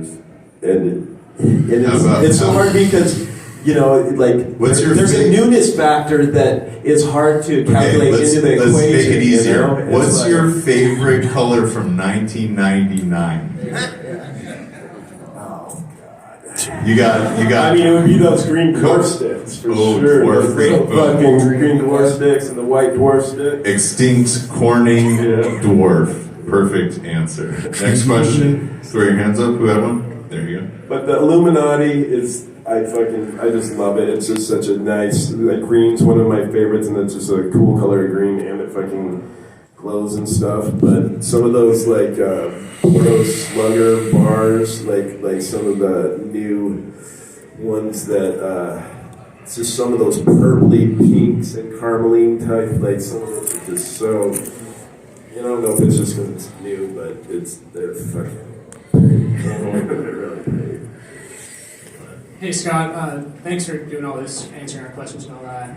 I've got a couple, and you might have gone over about the disc flips and the stringer work. Who is the person who taught you to do that type of intricate disc flip stringer work? Because it seems to me like you just kind of pop onto the scene and That was just me. Yeah. That was just me. That was. I mean, and then like I said, I saw Pedro had this piece, and he had he had a yin yang on there, and it was on the inside, and I was like, how because I'd seen some of the Snodgrass crew and stuff. They'd be in Badging Steel and like his little drawing things like that, but it was just so much cooler when it was the 3D and it was like on the inside and it was popping up, and so so it was really just it was me just seeing that there was so much potential there and that you can actually just do anything. I'm also curious about the story with Draconis color. Do you know anything about that? And what's the history of that? Because it seems like this elusive color that I don't know the origins of. I'll tell them. Draconis came out of nowhere. It was in the late 90s, early 2000s. Draconis was made by an independent color maker who somehow figured out how to bring satins out in a number of colors. Then it was absorbed by North Star. It might have actually been absorbed by Precision, which was Abe before he joined North Star. Then it ended up where Draconis was owned by North Star, and I think was worked into maybe a couple experimental things, but it ended up to where Draconis kind of just dissolved and is now, what it is. It's out there. They're satiny colors that you can get your hands on, but it was so nice. It was amazing for the time, but in the most recent time, we've seen a number of makers try and return to satin glass. So it's not something that was lost forever, because I've seen pieces that I didn't even know, colors that are out right now, that have that effect, and it's very, very similar to the Draconis that we might have in our stashes. Okay. Anybody else have a question out in the audience? Yeah. I was curious about these pieces here on the left, this bubbler and this bong over. This was my very first bong that I ever made. With this type, because it came back like magic too. It was like it was out there, and I got that one back. It was crazy because I got it back right within all in the same year as that first piece. So it was cool. 2000. Nice. 2007 to 2008. I think they got started. Same for this one. Why? I'm trying to remember. Oh, it was some big bars from eggs. I think it was probably Fats of Star White, and I think it's some old Star White. Any other questions? Last chance? All right, I'm gonna grab this couple in the back. Oh, we got, okay, 1, 2, 3, last questions. This was from the last class that I taught. This was like the piece that I made in it. Because I kind of, just when I was, I think it was 2010 or 9 or something, and then just because I was starting the Mothership thing, and just as a teacher, I can't hold anything back, and I need to like fully let like people know everything, you know. And when I'm like trying to come up with new things and new pieces and new things to like form this company, and then we're going to be making the same thing over and over again, I was like, I don't know if it's the time to be teaching classes, because I'm going to teach this stuff because people are going to ask, and then I'm not going to be a good teacher, you know. So it's just like, all right, I'm not gonna do classes for a minute, which I haven't done any classes since. But it is a goal though. Like I feel like at some point I will feel secure in the whole everything that's going on with the Mothership and everything that we can open it into kind of a semi-school and start doing some classes and different things like that. So that's eventually the goal. I was going to ask, obviously, collabs are out of the question. This is not a collab question, but on solo work, where it's whether for Mothership or whether it be a client or a Vault, something like that, if a piece is cracking and you don't know why it cracked, first of all, does that at your level happen? And second of all, just walk me through, like, do you feel frustration, or are you at the point where you're so far into it that are you feeling surprised? Just what's your emotion there with a cracked piece that's not a collab, just like more simple piece? Well, while you're working, while it's unrelated, it's all cracked. It only cracks for one reason: it's not hot enough. You let it get too cold, and that's why it cracked. And so it's literally impossible to crack something if it's hot. It does not happen. And so it's what I try to explain to my guys too. Sometimes they try to be like, yeah, I was doing this and it just cracked. I'm like, it wasn't hot enough. No, it was hot. Yeah, I'm sure it was hot. It wasn't hot enough because hot glass doesn't crack. And so invest in a Bunsen burner. Yeah, Bunsen burner. There's all like, I got all the guys laser guns that read the temperature now, so they can before they put the flame back on it, they think that it's hot, they can check it and make sure it's hot before they go back into it, you know. And so it's really just user error if anything ever cracks, you know. It's just not being present and not really paying attention to what's going on. So if it's not frustration, it's like you know. Oh yeah, I always know. Nobody likes to lose a piece. Yeah, it's a little bit frustrating, but it's better just to keep making and move on. Here's the next question. How's it going, Scott? First off, thank you so much for this. I guess my question would be something that I guess I've noticed as far as, you know, the Las Vegas community and things like just the Class 1 community in general is events like this are so important for, I guess, the general scene, but having local representation, I think, is something that's very, very important, and I see that, you know, destigmatizing a lot of things with Mothership and, you know, really pushing the agenda. So from some of the, I guess, like a younger cat's perspective, what would you recommend as far as trying to build community? And like, what is, I guess, like a call to action that you would like to see, things you've seen in the past, or things you would like to see in the future moving forward, I guess? Did you catch all that? Yeah, I think so. I mean, yeah, so you're talking about building more community locally? Is that like within his own local community? What's a great, you know, suggestion to help do that? I mean, honestly, you know, some of the different cats across the country where they have a little bit of a scene, like doing something as a group, you know, like planning some type of charity type event to where you're doing something cool for the community and you're getting all the glass blowers in there together and people are meeting each other that didn't even know that, oh, that guy lives across town, or like whatever, you know. It starts opening these things up, and then you're getting together and you're doing something cool for the community. So then it's bringing the whole community in there too, and putting the glass blowers and our scene in a good light and stuff. So I think like charity, group collab, event type things, and like that type of stuff, and have little fun parties. I think that's the way to do it. All right, we have one more back here. Zeke.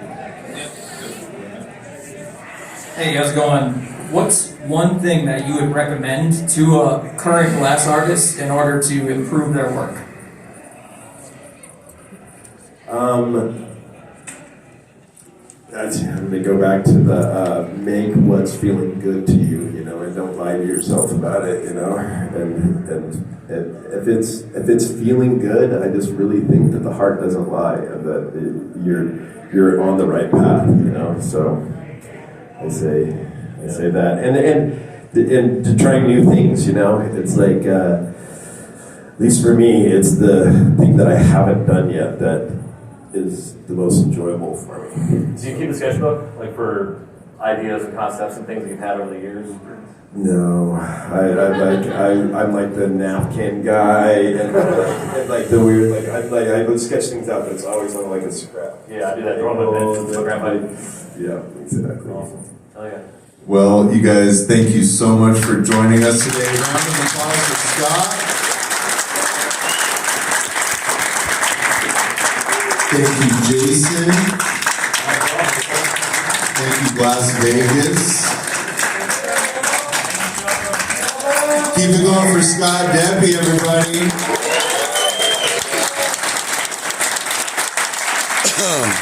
And real quick, before we go, tell them what booth Mothership booth is. Do you know off the top of your head the number?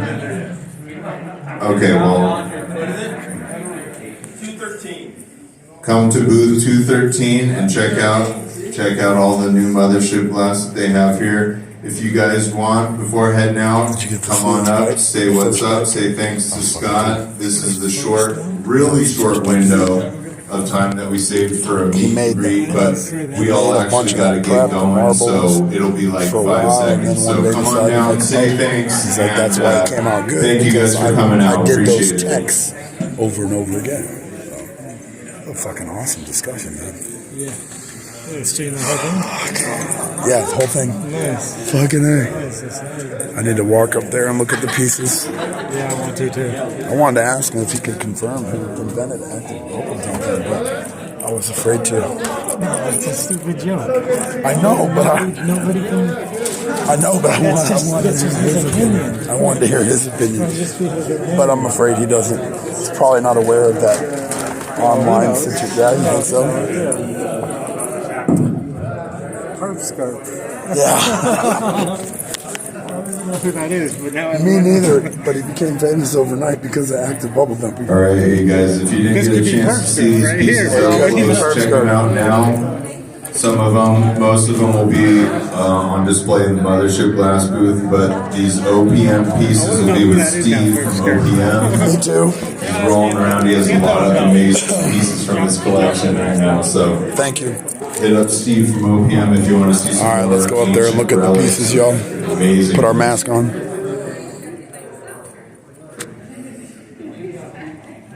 And thank you again for coming and joining us for this. Sounds like it's going to be up. If you know any friends who missed it, Mike Mason from Torch Talk just filmed and audioed the whole thing. And it'll be online shortly. Spread the word. Let's get a lot of views on his channel on YouTube, Torch Talk, where this will be rebroadcast shortly. Uh-oh. Hopefully I didn't break any rules by broadcasting it live. I think that was bad, but I broadcasted it.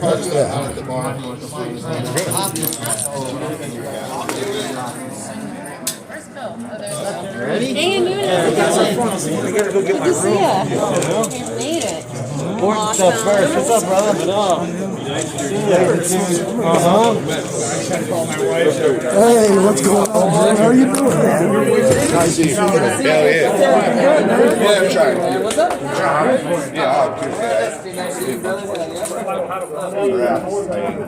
It's starting to slap. I gotta get some. We're waiting for a little bit later. That's great. You want to sell them here too, or? Yeah. Like 15, 18 years. Bunch of fun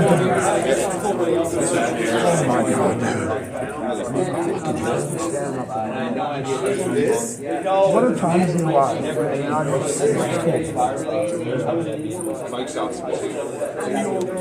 a good impression. We're going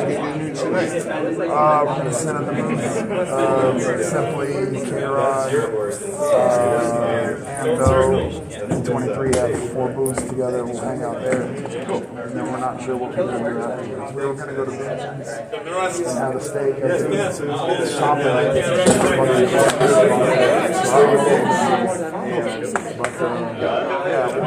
head to Simply's booth.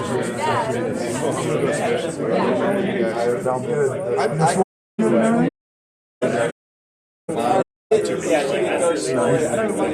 Fuck this shit. I hate it. I'm here. I'm really glad. I want to say thank you for what you do. I want to hang out with you. I'm so glad it means a lot. Like, I feel like the Twitch crew. I like that. There's new people too. Like, I want like I've met most of those people here over the course of the last 10 years, and it's just a matter of like touching that gut with the boy. Yeah, we'll do it all. All right, much love, homie. Yeah, big up.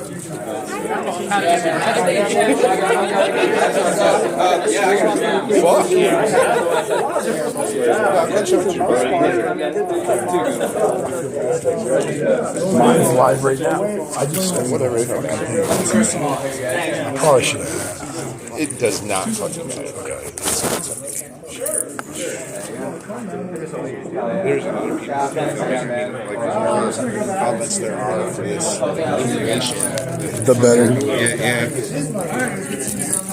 Well, I'm gonna go smash. All right. I'll catch up with you, man. So glad to see you, brother. I'm glad to be here too. We'll catch you soon.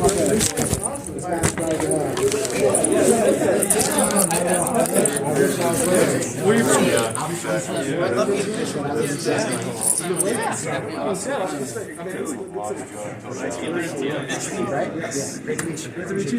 See you guys in a bit.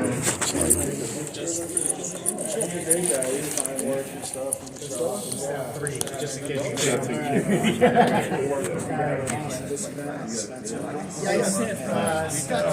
Are you aware of the number? I got a booth.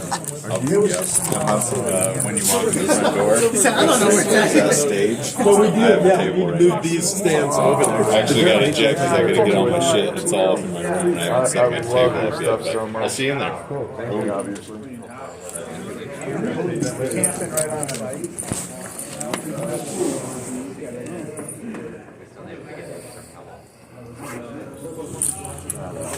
Thank you.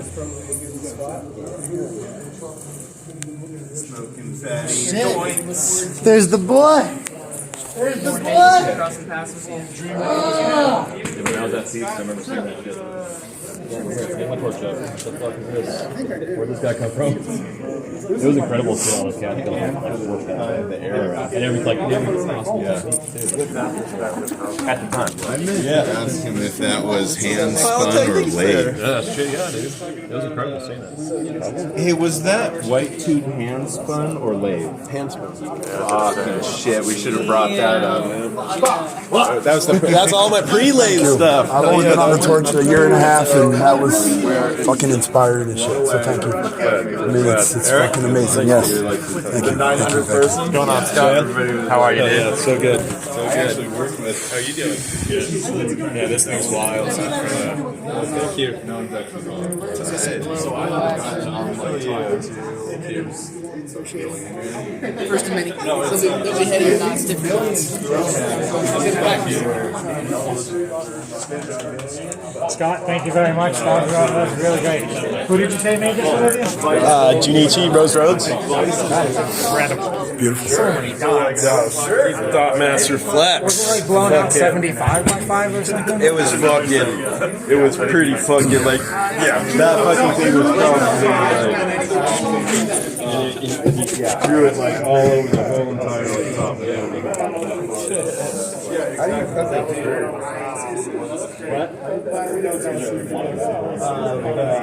Sandblast. Oh, so like actually glass. Yeah, we put stencils on both sides. Stuff so that doesn't hurt. Here, in just a second, I'll have you carry some stuff with me. No. We just put one on the back and not let it go through. So it's solid on the back, stencil on the front, and then you can go through. And then it hits the stencil on the back, and then it doesn't go through. I didn't realize you didn't spell that. Yep. I didn't spell that. Incredible. Hell no. Thank you again. That's why I actually work with underwriters.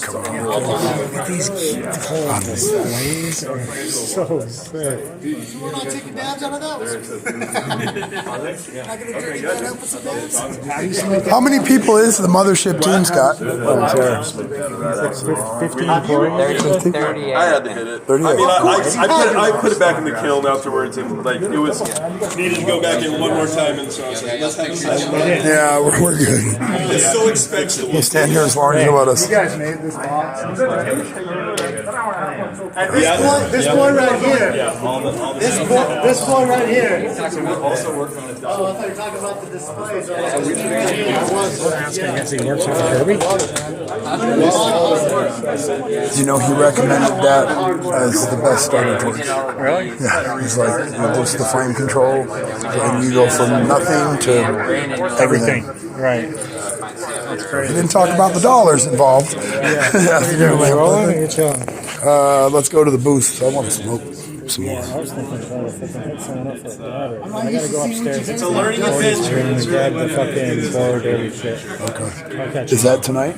No. Okay. All right. With the Marvel Exchange, I want to get my shit done. All right. Oh my God, y'all. I can't see Chad at the moment, but what a fucking... From the booth, you guys go up and head down. Hit me up. Okay. What an amazing little deal. Hold on a second.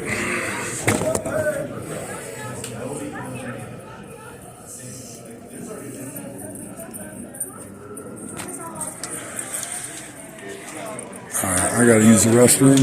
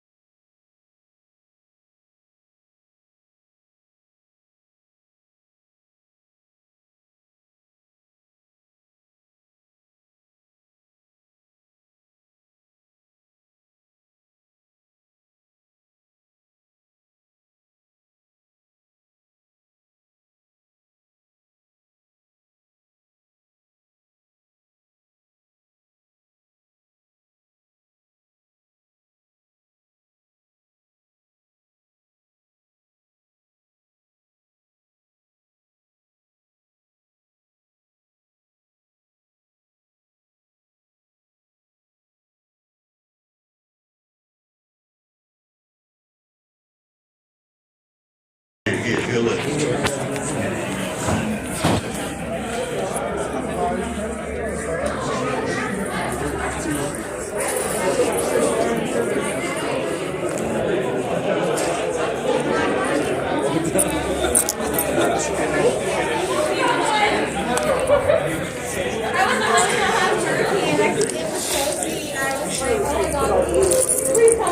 Fire's not yet. All right, let's walk into the show, y'all.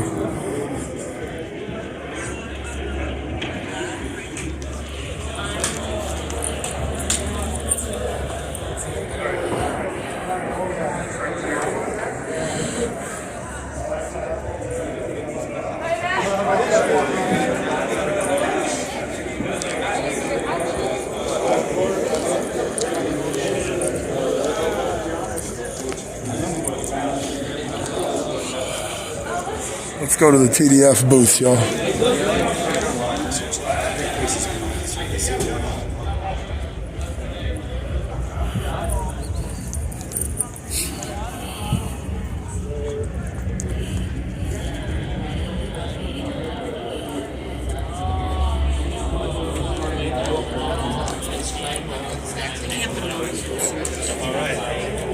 Are you guys cash only, or are you able to take cards? We'll take cards. All right, thank you.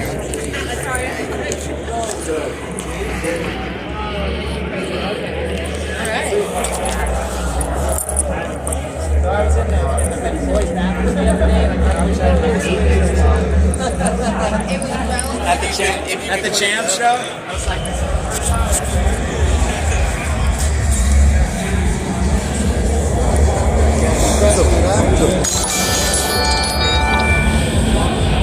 Shit, thank you for the resub 6 months, Jay Glasswork. Let's go, baby. Let's go, baby. All right, where's the motherfucking TDF?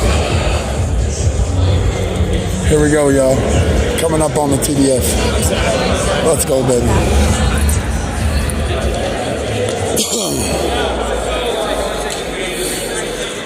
Here we go, funky fresh in the flesh. TDF represent, yo. We got Antho 805 in the house. Okay, brother. Good luck.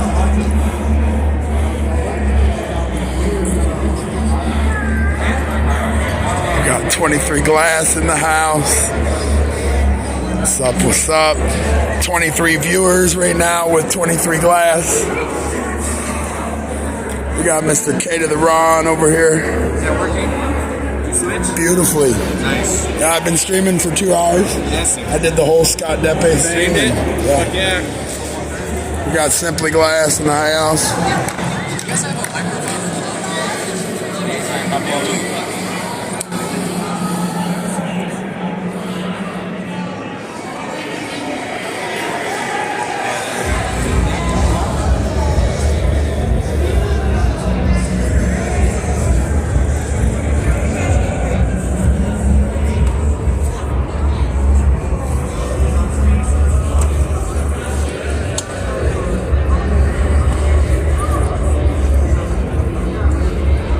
I thought Scooby was here. I'm with the artists. Nice table, dude. Thanks. It's pretty stacked. Yep. Oh, you're sold. Those all sold? Dude, I just saw all this sold out shit. Simply is very well on his way to selling out. All his rigs sold. Almost every rig. Every rig. Every rig. Jesus Christ. That's right, ladies and gentlemen. And the aliens, I guess, aren't sold out Fucking yet. A. Let's go, baby. 5:45. You have 1 hour. Let's go, 2 baby. minutes until the doors open. 1 hour. Good job, Simply. Get your boots Yeah. ready because there's a. Got Antho 805 in the house, y'all. Still fucked up from that 2 gram dab. I bet, dude. Jesus. Shit ruined my day. Dude, that Mothership discussion was... I streamed it if you want to watch it, the whole thing. Nice. Sweet. Thank you. Fucking... He is so down to earth. Hey now. Did you just stroke that rig? He did. If you didn't see it. He's giving me a jab over there. Have you ever talked to that dude or met that dude? Scott Deppe? Yeah. I mean, he's just an old pothead like everybody else. Just a regular human. Yeah. So where are you guys? Work class. Where are you guys smoking cigarettes now? Out the back door. Or that door there. Smoking a cigarette. What are you up They're to? creating the lounge back there, which is pretty dope. I should go check that out. All right. We're gonna I'll come real quick and smoke with you. All right. We're gonna go smoke a cigarette, y'all. Sorry, I'm behind on chat and shit. Appreciate y'all hanging out with us, though.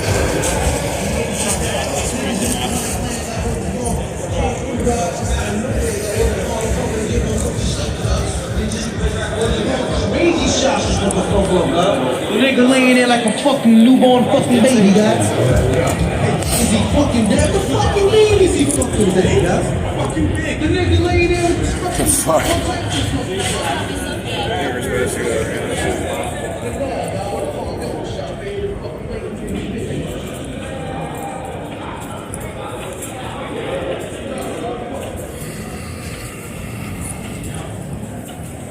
Twitch or just recording? What? You on Twitch or just recording? I'm on Twitch. I stream the whole talk and everything. Oh, dude. There you go.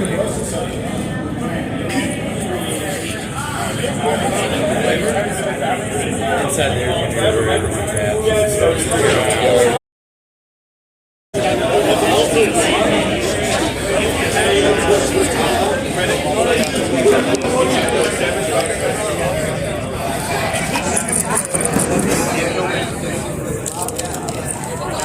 This fucking bag is priceless. Orange creamsicle, bubble tea. This is like peach, blackberry, fucking raspberry. How much you want for another one? Huh? How much you want for another one? Take it. Because it doesn't taste like bubble tea. What's that one? It's fucking peach. Cream soda. That's the one I wanted. Worked out perfectly. Alright, bear with me, y'all. I was like, I don't really know if I want the coffee. That's what he took. Yeah. I don't like coffee. I bet it's got a weirdness to it. Yeah, I'm sure they're all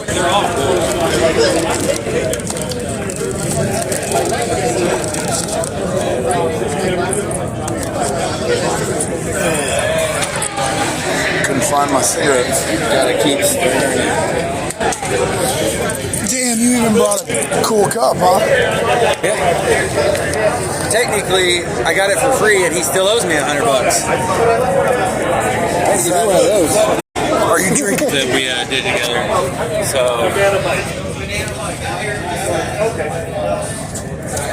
A little celebration is in order. So I was like, I need a cup. He's like, well, I owe you money. So I was like, well, take it off. Oh yeah, for the collab. That's right. So he still owes me like $100.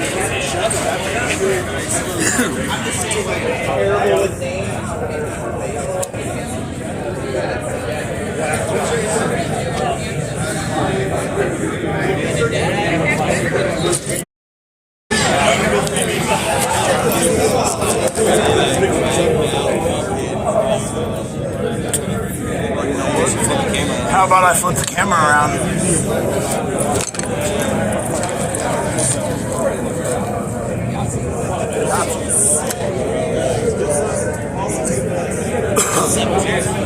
Fucking cheers.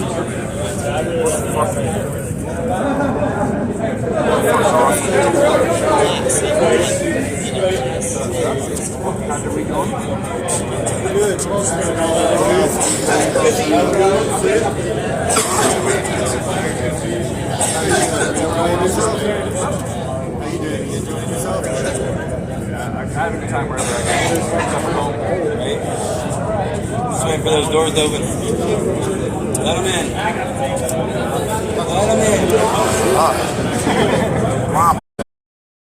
Yeah, but the raspberry's strong. That's good. I don't drink beer. They're claims.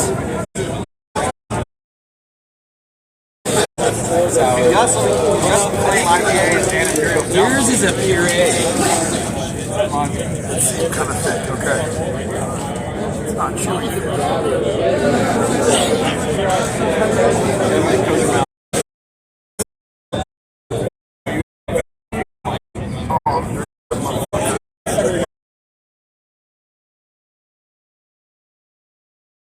I think all like non-imperial ones. Mine was 6.5, or this one I'm drinking now. This one is 5. So who's the guy that makes this balloon? He's got keychains. I'm going to try to get a couple. You know where his movies?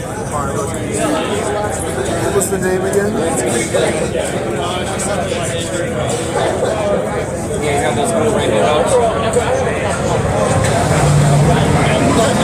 I didn't get one of Scooby's fucking metal thing. Yeah.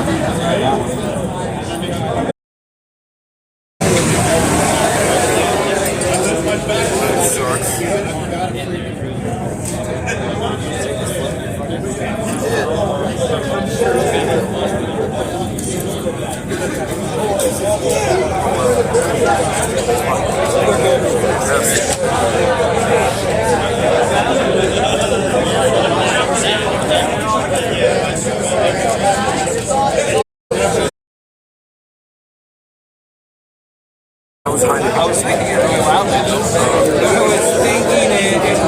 You understood. Good job picking up on that. We're there. I didn't even say it. What up, Scooby? Not ready? Yeah. Fucking nervous? It's gonna be okay. You're gonna fucking bang it out, bro. Sketched a little bit of my moves. You made the shirt for all of this, bro. You did. It's too crazy. Man, I'm so proud of that. Music we playing.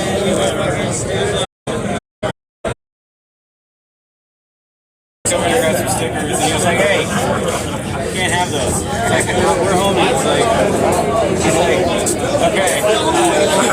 He told me to watch his move, and we're like, "Good on you, bro." Like, appreciate that. Yeah. Like, we can have some stickers. Tried to get that. I need one of those stickers. 23 stickers. So that second goal. So I might get a little jacked up because of the coffee. All you guys are right next to me. They're like, let's see all the.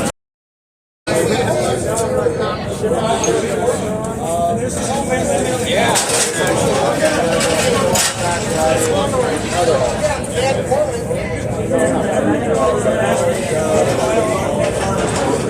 You can shit on the sidewalk. Oh yeah. No, I was on using it. I don't make good glasses yet. Hey, Paul Taylor's gonna jump on this dude. And I said, 23 told me. Right. 23 told me earlier. It's like, you got just enough credit where you can probably do some crazy old man shit and get brushed off.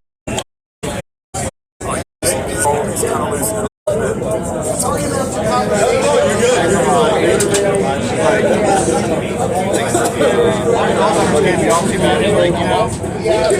I can give children the figure. People just think I'm going.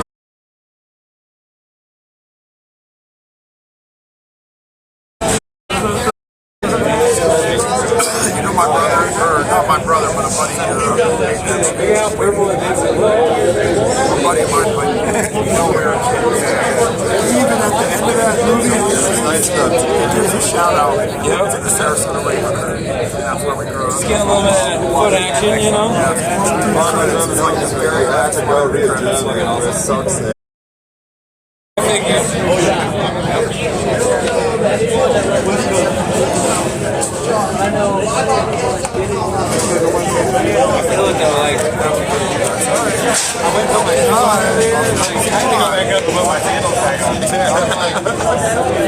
I gotta have my flip-flops there. my feet last night. This carpet around. Living room besides it. Take them off if you want to. Yeah. It's got to start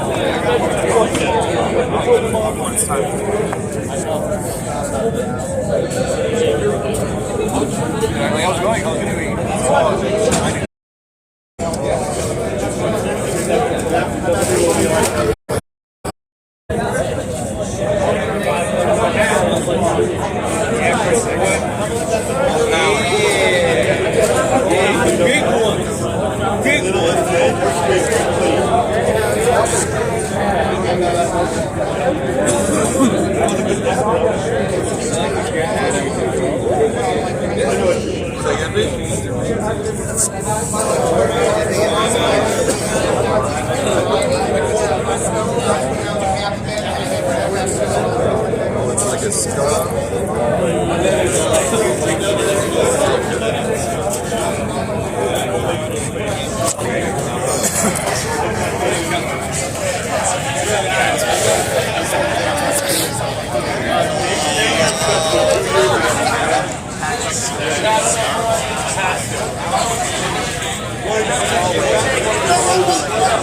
We'll go back inside here just a little bit, y'all. Just having a smoke. Smoking a joint, some cigarettes, drinking some beers. We'll go back inside here in a minute. The show opens in about an hour. So all these people out here are just the industry people hanging out.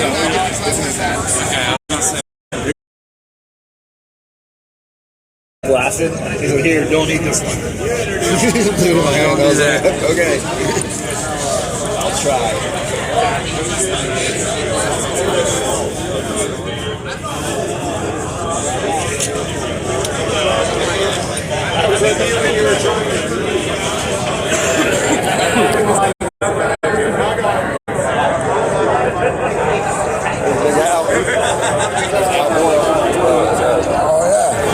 TikTok star. You heard me say that to him. He was like, what? Well, I saw his head jerk around. He's a good dude. He is. I met him here, and he wasn't at Mel, but he was here last year. He does fucking beautiful work, man. Everything he does is fucking. Griffel's working hard. Yeah, dude. You see their booth? Oh my god. Baller. It's ridiculously massive. I think they're need to go on right here. Sure.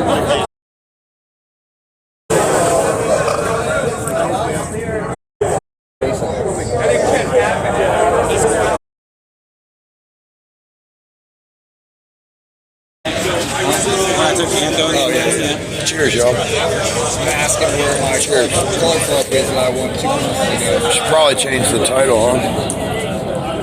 Mine, you know. Hello, Littlefield. And then when I was gonna go ask, Is that McCoy? Yeah, this is McCoy. We got McCoy. Simply Glass. Scooby Dooby's getting ready to start. Oh, about 30 minutes. He's gonna start drawing on the main stage, y'all. I'm gonna just show up at 7 o'clock and be like, yeah, the event ends Wednesday, but we're here until Saturday. Where's my shit? Where do I put my stuff? Where's my money?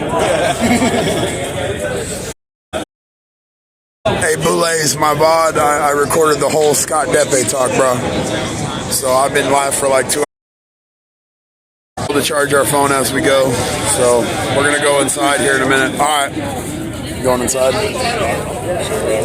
We'll go inside. Everybody's dying to see the glass.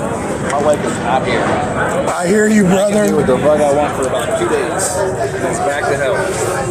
Back to hell. Hope you're not watching. She's not. Hype it up, baby.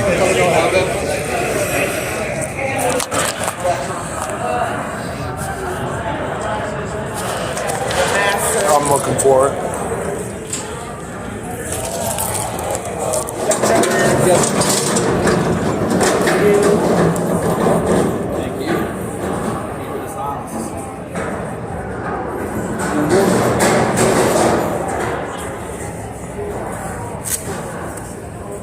That little contact buzz, are you okay?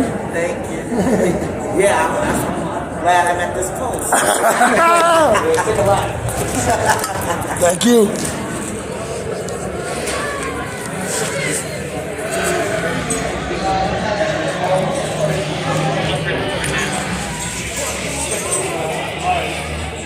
What up, Garrington? What up, chat? What up, everybody? I got nailed for my mask. Alright. Gotta find... Who? Amongst others, but yeah.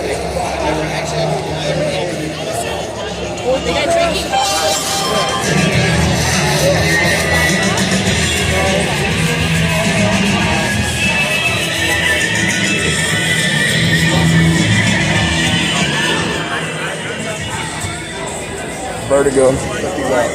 That's always last. I use a different size grade, so.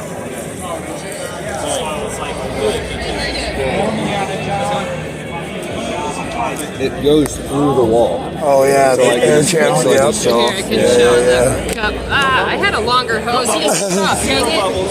Yep. That's fucking crazy.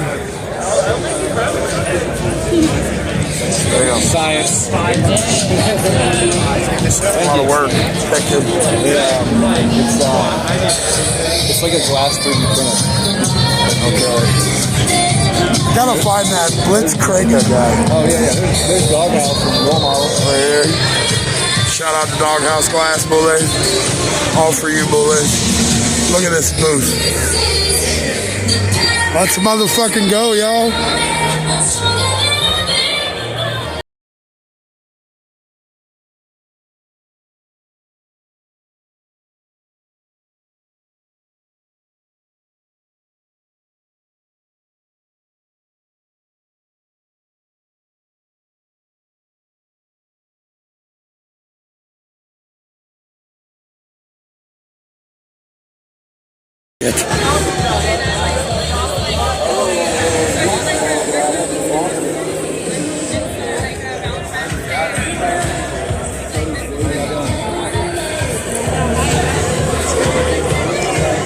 Damn.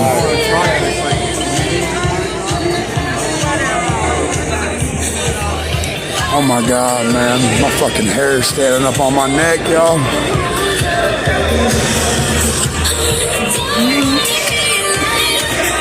I'm gonna have to get this phone on the charger a little bit here pretty quick, which I got a battery pack with me. Oh yeah, this is fucking so dope. This motherfucking show ain't even open yet, y'all. Most of these artists' major pieces are already sold out. Buddy, how are you? Oh, the moonshine one. How's it going, fellas? I didn't want to take any orders, but now I'm like, oh, maybe I'll try and take like 2 or 3 just to kind of do something here. I love the moonshine, yes. Thanks, bro. I appreciate that. Lunch for me? I do want these guys. Beautiful work. Beautiful work. So that's the guy I'll be fucking copying. Yep, last. Red Road Report.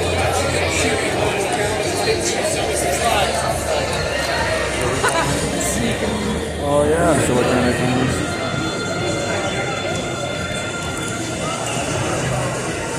We are at Bally's Casino. Oh yeah. Oh yeah. Alright, y'all, here we are with fucking TikTok star Al's Boro Creations live on motherfucking Twitch, y'all. You twitching? What? Yeah. Oh yeah. What's up? How you doing, Al? What up? What's going on? Nice to meet you. I'm trying to get on Twitch more. Oh, you got a fucking Clint. I just grabbed High my Noon. about to go stick some of these. High Noon, hook us up. Which one you got? Orange cream cheese? Yes. Oh yeah, I'm about to stick this in my front stairs. Oh yeah. Beautiful work, man. Thank you. Yeah, good meeting you finally. Yes. You're trying to do some more on YouTube, yeah? Trying to, yeah. YouTube's a different beast than fucking. I think Jimmy was explaining it to me best. You know what I mean? Like, Twitch is really like for like long form streams.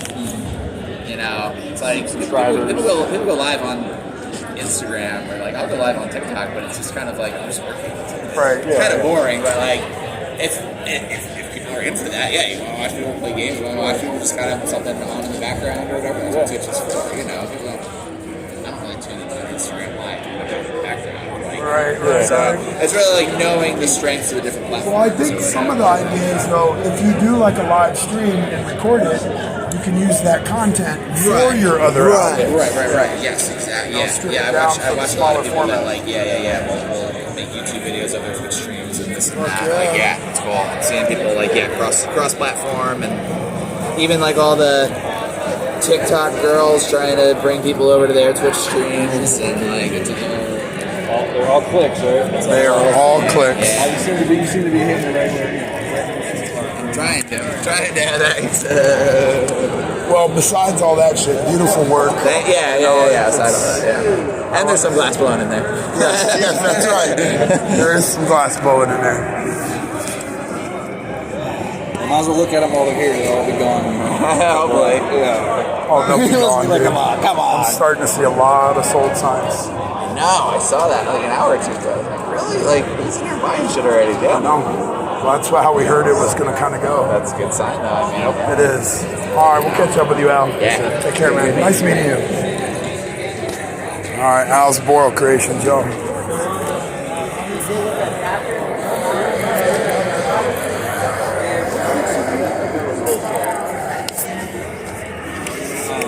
Check out the silent auction. Yeah.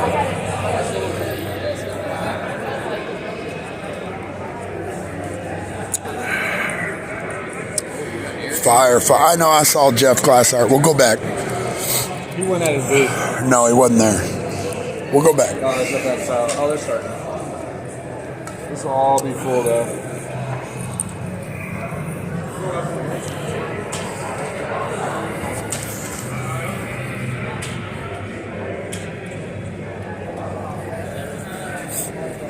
No power yet still?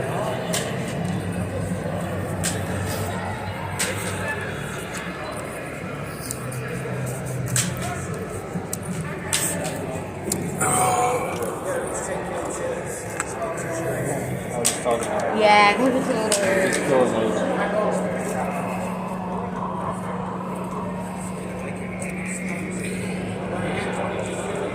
That's a nice set.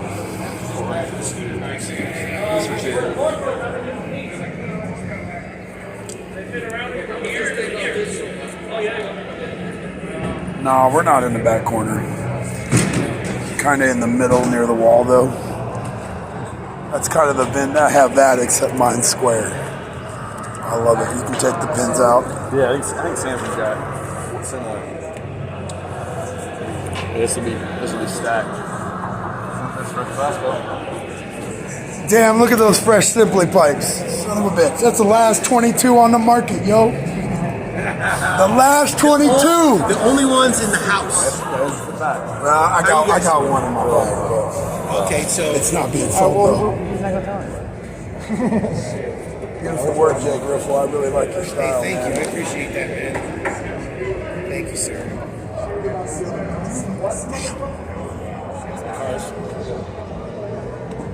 Are these collabs or are you doing it all? That's all you? Yeah.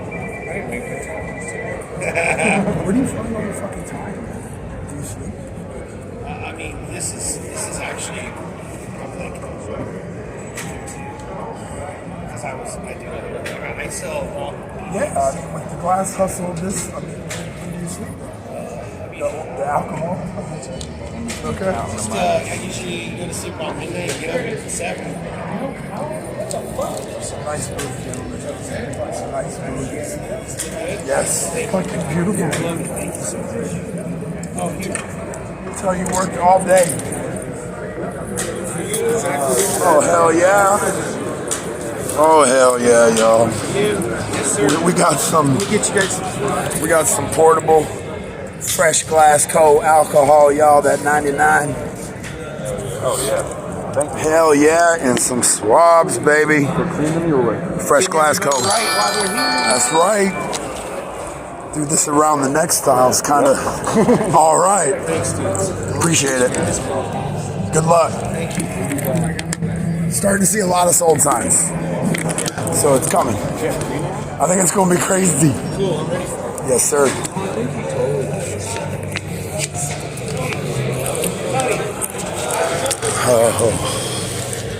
Oh, I haven't finished them yet. I went to use them and my buddy Matt brought me 5 sections.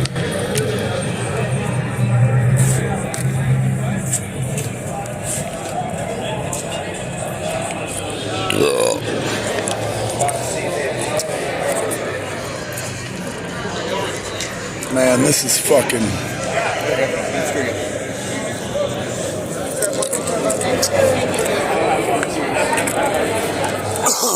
I see him. Want to hang out? I don't know what to say. I wonder how much they are. Alright. These people are all cash probably, right? No. So I can maybe use a card? Oh, I can guarantee it. Each piece is 100% different, so... Alright, I need to get like 5 of these.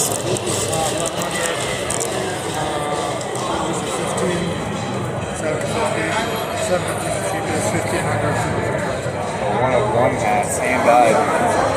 Oh shit.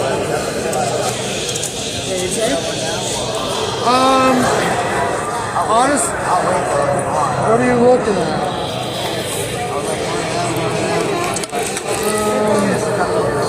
I can leave it. Yeah, if you have your cards, leave your cards.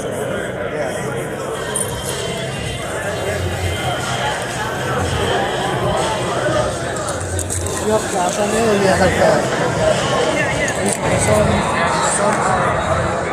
Yeah, I gotta get cash.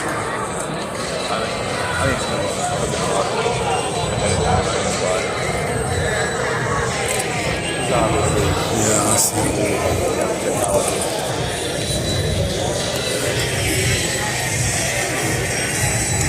This is a cool idea. I've seen a lot of streamers using the walls in the background.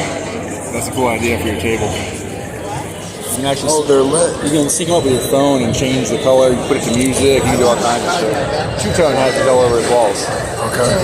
Yeah, that's what it is. Okay. And Tim. So you buy them in panels. And I think they come in packs of 6. Yeah. Something like that.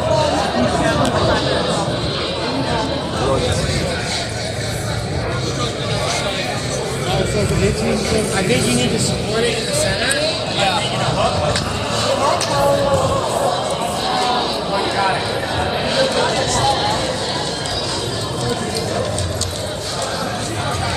Just a minute, y'all. That is McCoy. Cheers. Cheers, he says, y'all. Drinking only those heady beers, you know. Pretty dope, too. Oh, man. Shut up.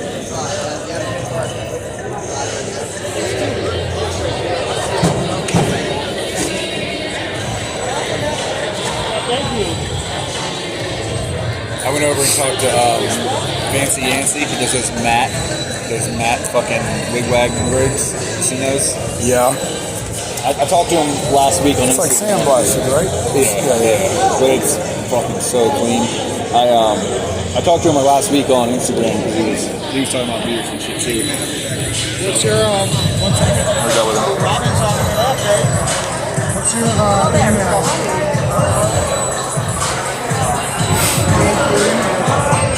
What is it?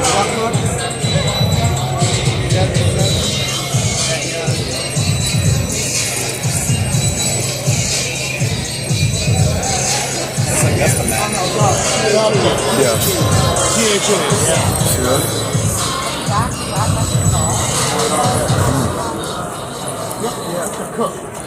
And I'm not, that's not easy. No. It helps me now. Kind of it'll be okay with something. Yeah, no, I hear you. Yeah. Cool, thank you. See that.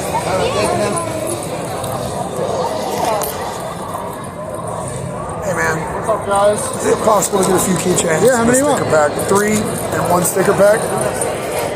You taking cards today, or you need me to go get? Okay. Thank you for that.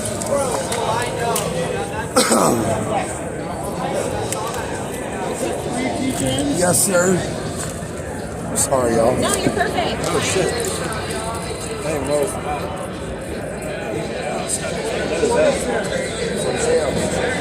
It's $46.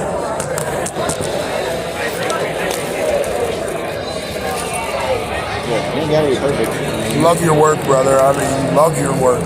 I don't personally make it. Oh, you're I'm selling Jake's for manager. Okay. Yeah. All right.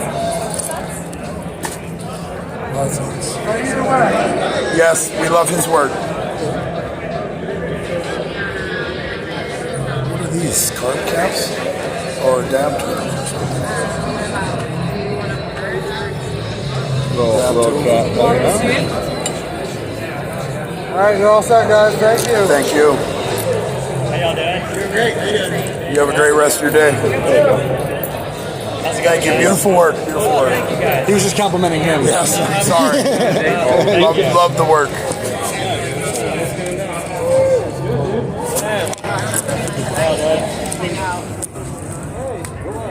Another mission successful? Yep.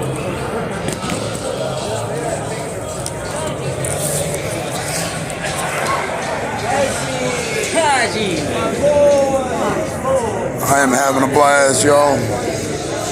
All right. AKM. Yep.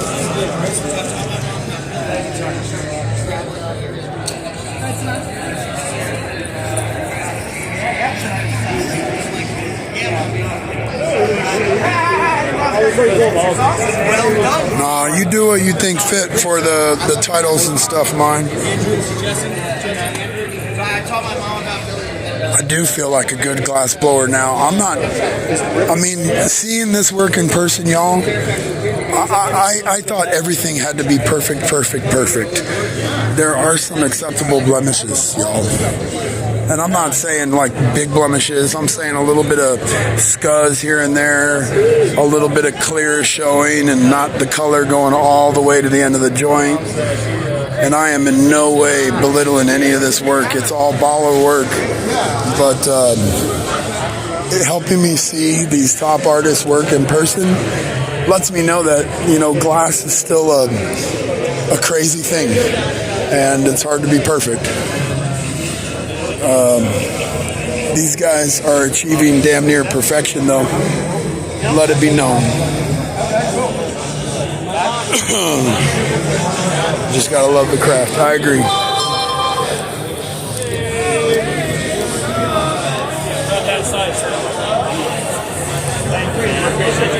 Let's go, Stiffy.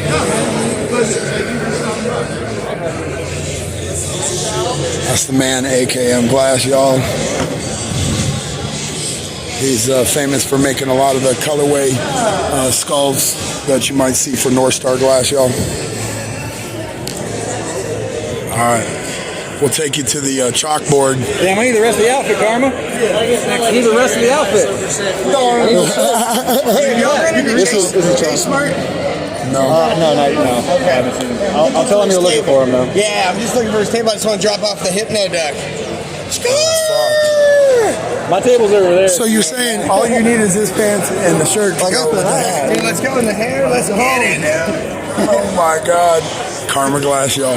All right, so there's a chalkboard here. And we got MGD and the TDF representing y'all. Bam.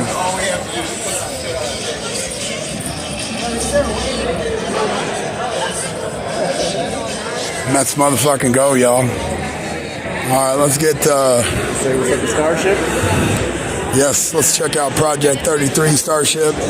Marcel, Jessica Box Glass, y'all. Let's fucking go. Oh my lordy. Oh my God. Oh my God. Here we got Project 33, y'all. There is a better alternative, y'all.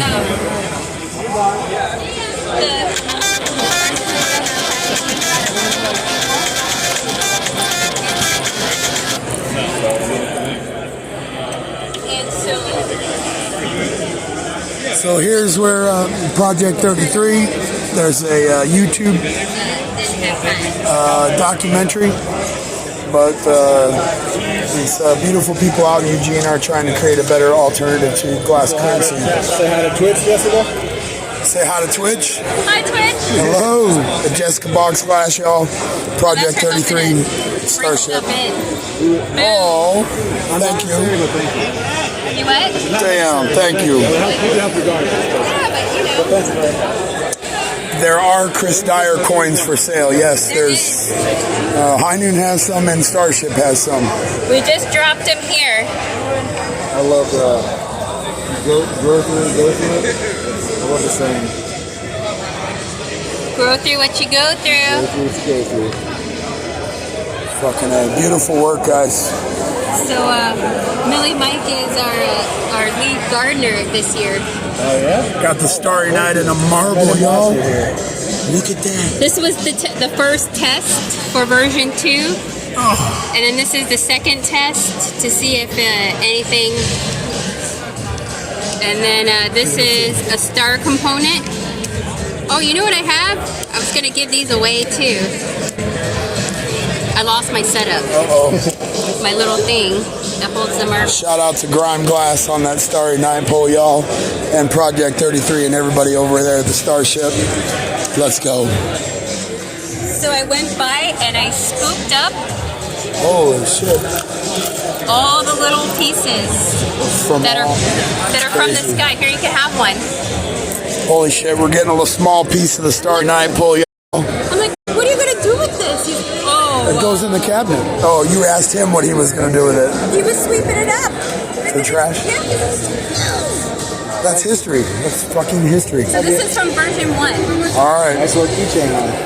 Version 1. Oh, thank you. Part of the Starry Night poll, y'all. Let's fucking go. Let's go, y'all. Thank you so much, Jessica. And you actually have one of my pipes. It was a janky one I sent you about a year ago. Metz Glass Designs. Oh, yeah. So, I do. I broke it. All right. Well, it was bad. Well, I had this like week where I broke, like, I think it topped over 20 of my spoons in 1 week, and I never and I don't know what happened, and I don't We'll have to get you another out of your system, though, right? Okay. They've gotten a lot better. Yeah. Yes. Well, good luck. Yeah, no, I remember that too. I appreciate the support. It's good. All right, we'll see you around. All right, Thank you. Oh man, this is fucking crazy. Yeah, we'll have to send her another one. I got some with me, so we'll probably stop by and drop one off for them. She likes earth tones, so we'll look and see if we have something with earth tones. All right, we're at 3% on my battery, just so y'all know. I'll get to battery pack here. Oh, well, let's look. Listen, we gotta look at this. Oh my fucking Lord. Oh my fucking God. Oh my fucking God. Doors to the show are not even open yet. God damn. Give him the size of it. Oh my God.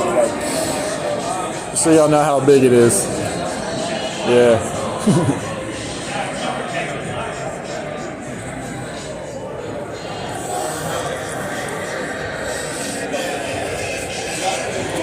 It's insanity, y'all. This is all the World Series of glass, and it's like categories. So pendants, drinking vessels, marbles. That's the fancy antsy I was just talking about. Pretty silly. Yeah, that's the.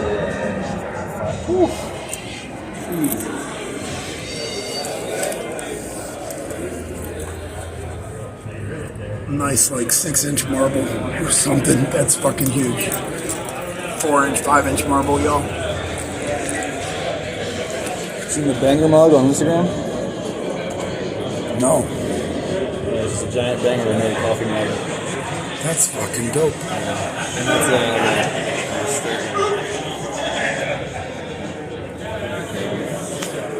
These are the World Series of glass entries, y'all.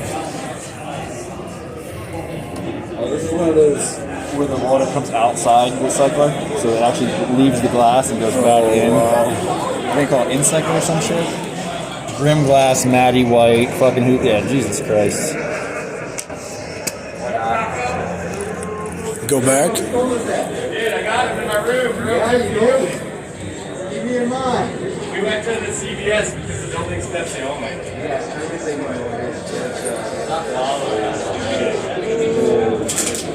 We'll have a bunch of old ones out here harder. It can be yours for $8 grand.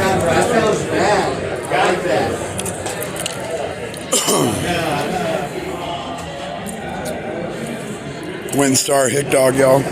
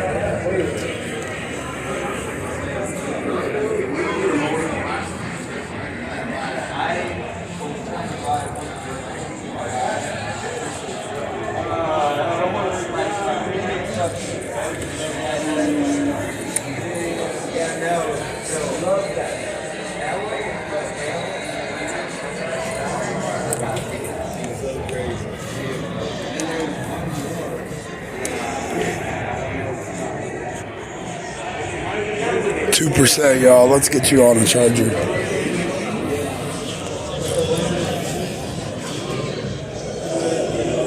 The man, the myth, the motherfucking legend, y'all. Bob fucking Snodgrass. Let's go, baby. Let's fucking go, baby.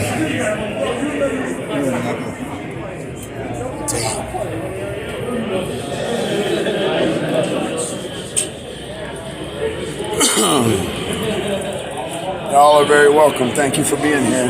Jason's. If you get this in the Marble Exchange, you win a booth in a hotel next year. So that'll be in the Marble Exchange. This will be a marble in the Marble Exchange, y'all. We will be participating. We brought a marble. Yeah, you get a free booth and hotel room for next year. If you get it. If we get this marble, y'all. On top of getting it. Alright. So, I gotta hook this thing up. Let me find a trash can for these beer cups. Man, I got a nice little buzz off them beers. For that beer. For one beer. Alright, I need to get some shirts while we're here.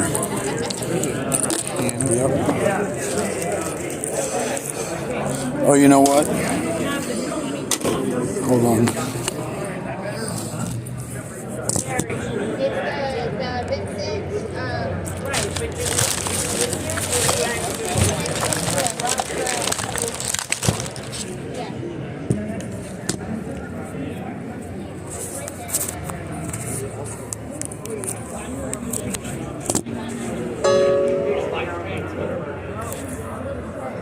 I'll have to check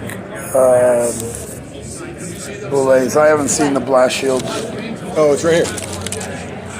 It's like the first booth. He wants to know if they have any Bunsen's. We'll go back and look there in just a minute. Alright, what do I need? Oh, yeah. Sizes.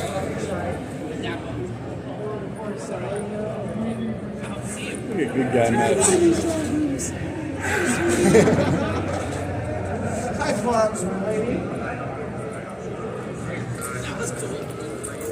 Top thing so far, Matt's too early to tell. Everything, I gotta go with everything is fucking top right now.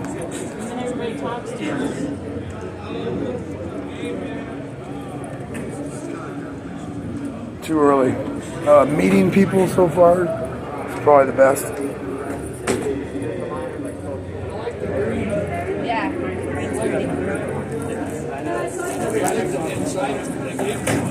We'll have to come back for sure.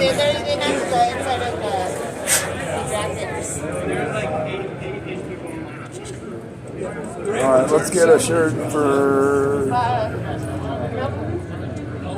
Alright, let's grab a shirt.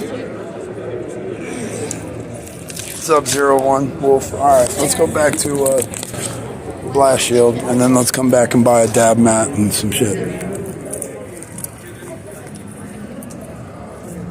I lost McCoy, y'all.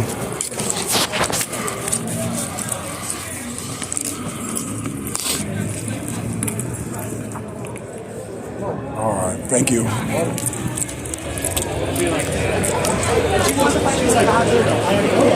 know, but I've heard of it.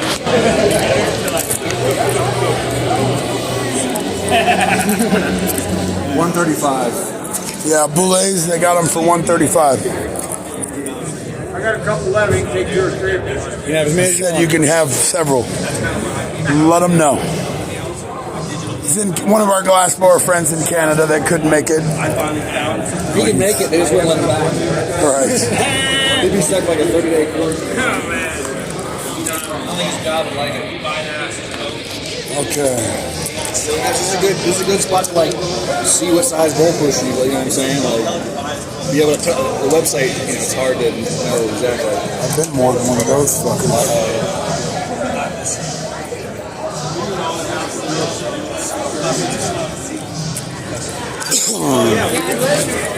I wonder if I already have the Elm Arbor. Do you know, I already have your Elm Arbor with a flip up, but I'm wanting to add a shield. Do I have to buy a whole new setup? You didn't order it with the quick release, No, right? I didn't. Okay, you can order it with the order a quick release online and a shield assembly.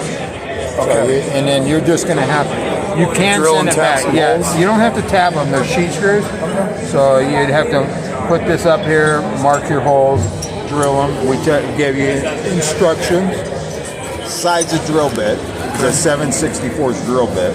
Okay. And then you just drill, and when graphite dust starts to come out, you better stop. Yep. All right. You know, because you don't want to go through your graphite. No, you're just trying to bond it to the metal. Right. So you get through the metal, we shorten up the screws a little bit, and then you just put your screws in, and away you go.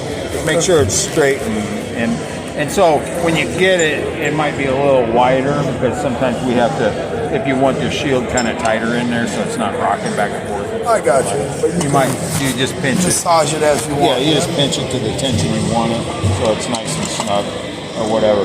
At the shop, we'll get it like pretty close, but when you send it out, it's like yeah, you might need to fine tune it for yourself, because we fine tune them before you get them. So see how this one's a little more rocky. So all you do is just take like a pair of needle nose or pliers and just pinch it just a little bit. You don't want to crush it. You just pinch it a little bit. UV, IR, what is IR the protection? Well, this one's IR. The UV protects, just blocks UV rays, but on a torch flame, you're getting more IR than you are getting the UV. That's what's going to turn your face more red to IR rays, infrared. So, it's up to you, but the IR is $39 and the UV is $25. And so it's like, for the little bit more, I would highly suggest the IR. They're both the same glass. The IR blocks the IR and UV. Okay. So they're both the same glass. One's just superior. One's just coated with the IR coating. That's all. Yeah. So I mean, if you're going to bother, spend the extra for the IR. I would. Yeah, because you're going to keep from getting the red nose and the rosy cheeks, dry skin. Stuff. Yeah. So order online. What do you guys? You can order deliveries at the moment. Pardon me? I can take it right now. I don't have any quick releases You don't have here. to do that. I can't pack it. I can't. Right. Okay. Yeah, you can order it right now. Pay for it if you want, or you can order it online. It's going to be pretty much the same deal. Okay. So, it's your call. That is. It's a 5. This one's a 5-inch. We do a 4-inch, 5-inch, and 6-inch wide. And so you just decide whichever you want. You need a shield assembly.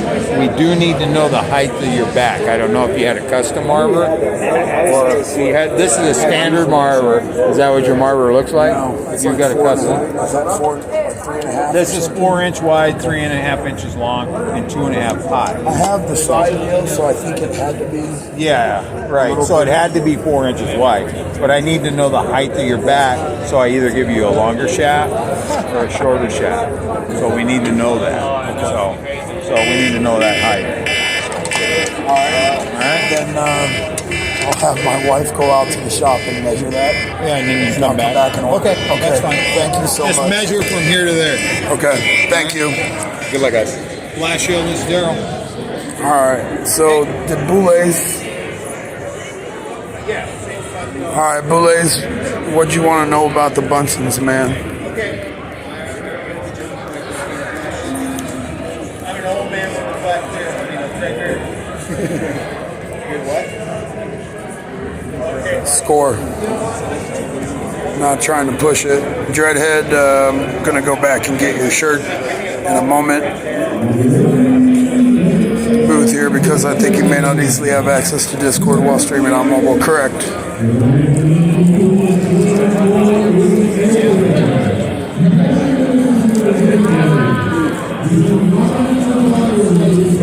You want Carlisle Burners?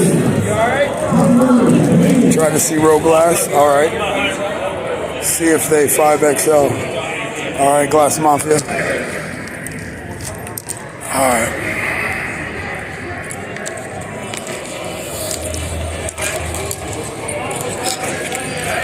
Let's go. 23 tried to call me a minute ago, but I couldn't. Okay. Only about 7, isn't it? Yeah, 23 minutes. 20 minutes. Maybe you sold out and you got table space.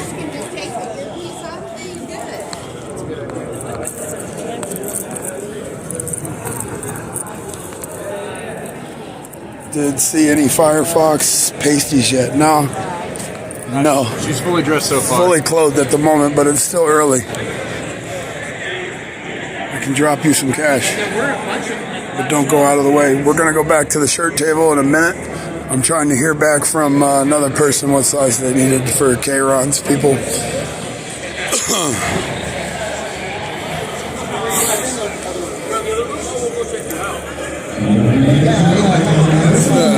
The baseball bat. The fucking baseball bat.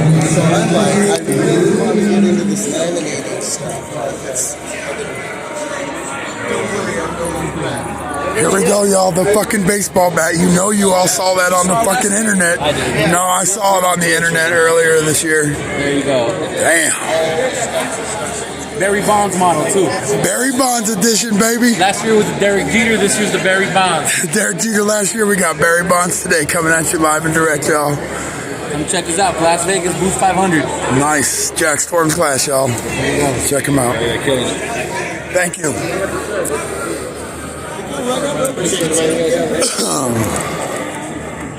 Giant butt plug.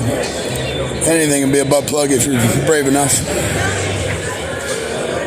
Well, that's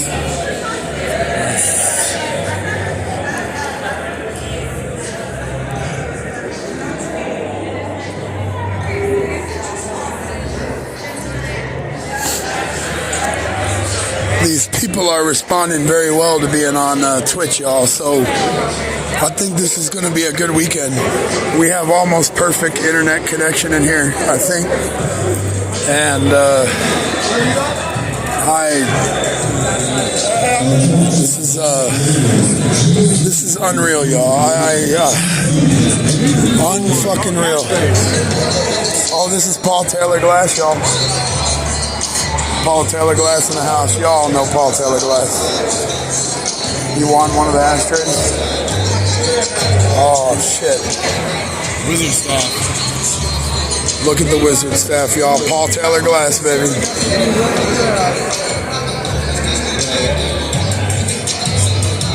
Some number of pounds of Illuminati, reset, stuff. Yeah.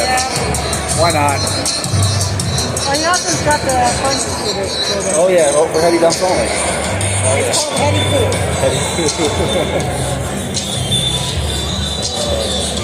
I think they call that heady as fuck. I gotta walk around with it.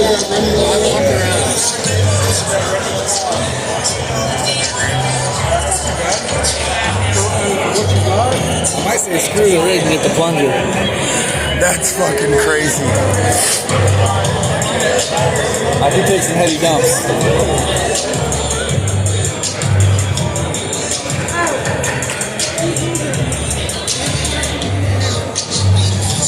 Help my fuck.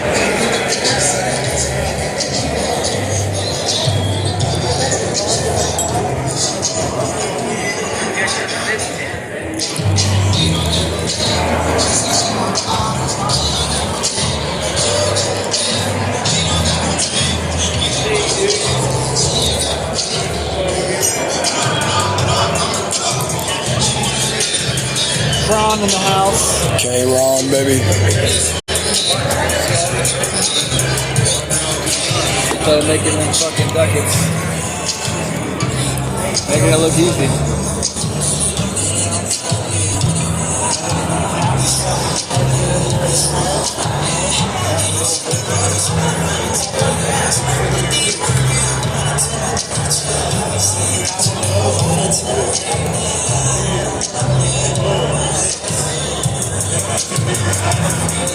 Oh shit, we need to go look at Scoops.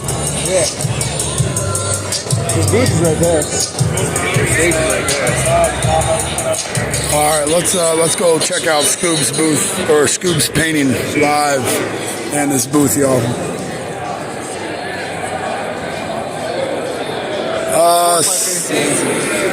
Alright. Some are, not everybody is sold out yet, but there's a lot of sold. It hasn't opened yet. I know. But there is a lot of sold stuff on tables, but it's not sold out. Here we got Bling Squared Q Glass, y'all, coming in live and direct from Canada. Another fellow Twitch streamer, y'all. Y'all are familiar with Bling Squared Q Glass.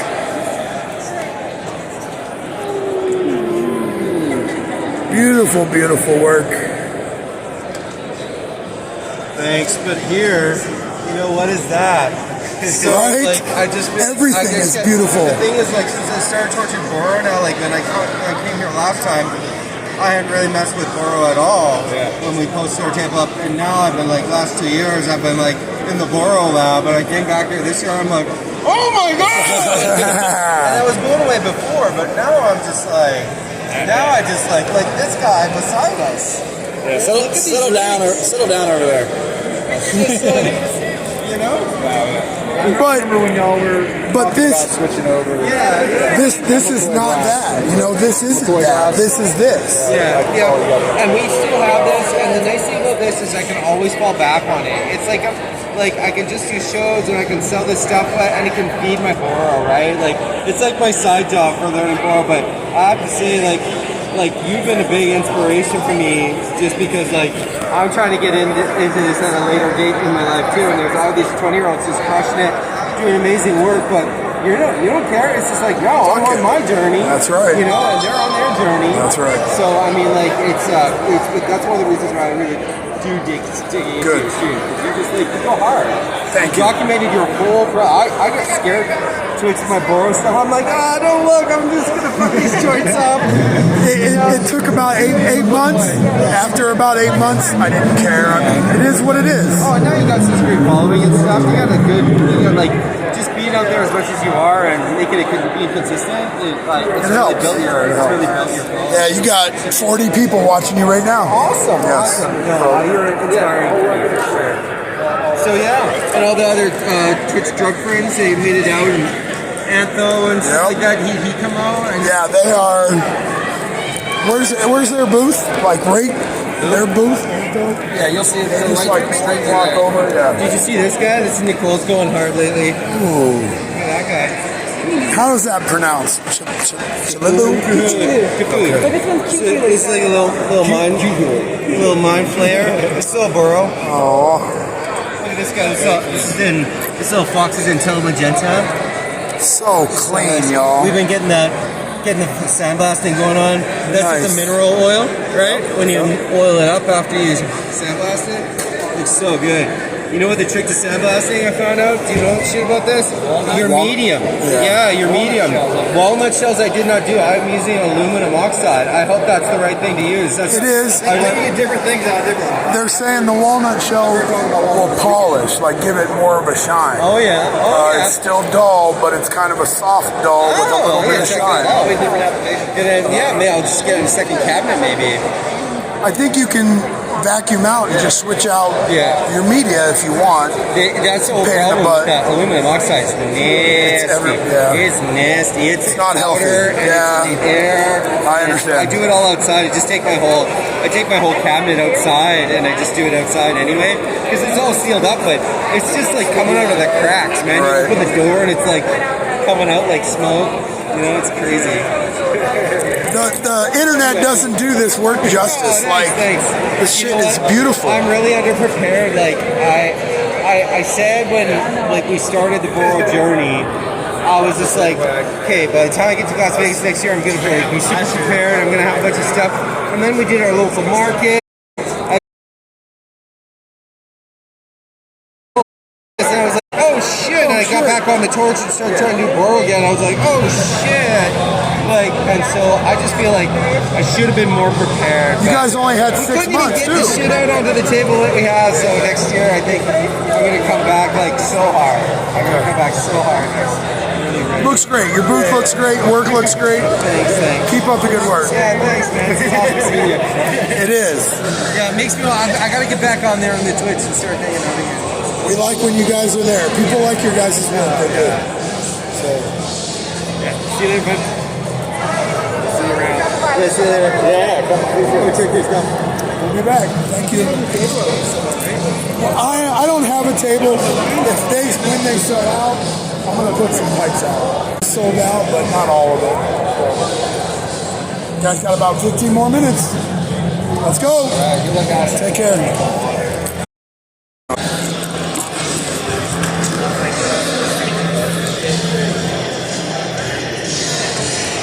Heavy sodas. Exotic soda cup. What is that? The Japanese Fantas. I had that one last year and that one last year. Very good. Japanese sodas.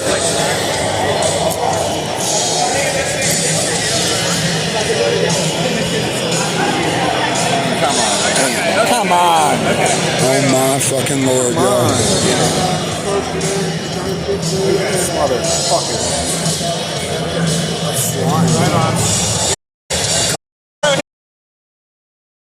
Oh yeah. Streaming on Twitch, sorry. Oh, that's 1, 2,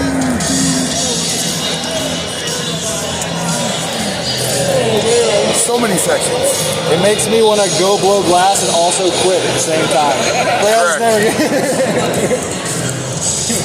Beautiful work. Beautiful work. This shit right here, bro. Nice bipolar line work. God damn. Oh, that's double. So the inside is one. My Lord. Inside is one wag, outside is another wag, y'all. I've been doing these. It's crushed opal on the outside and line work on the inside. Then it's got an opal for the screen on the inside. Nice. Beautiful, beautiful, beautiful work. Killing it. Thank you, sir. Good luck. Good luck. Yeah. There's North Star.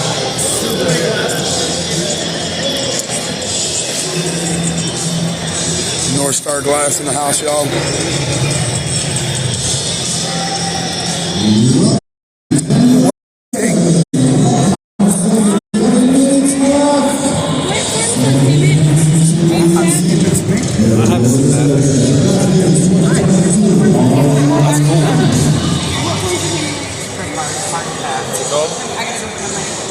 I got digital, but I got it. So I'll just scoop it up all, take it all. Yeah. I'm waiting for somebody to do that. I'll take it all. It usually is that. Yeah. I'll be right back.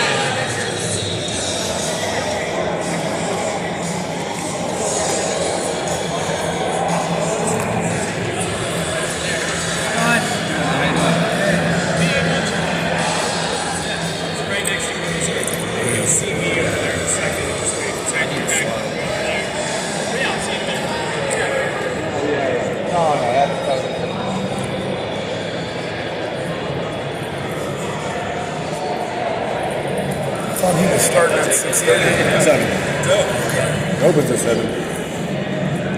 Here we got 420 Scooby Dooby's booth in the house, y'all. He's getting ready to start painting here in just a little bit, y'all. 6 minutes.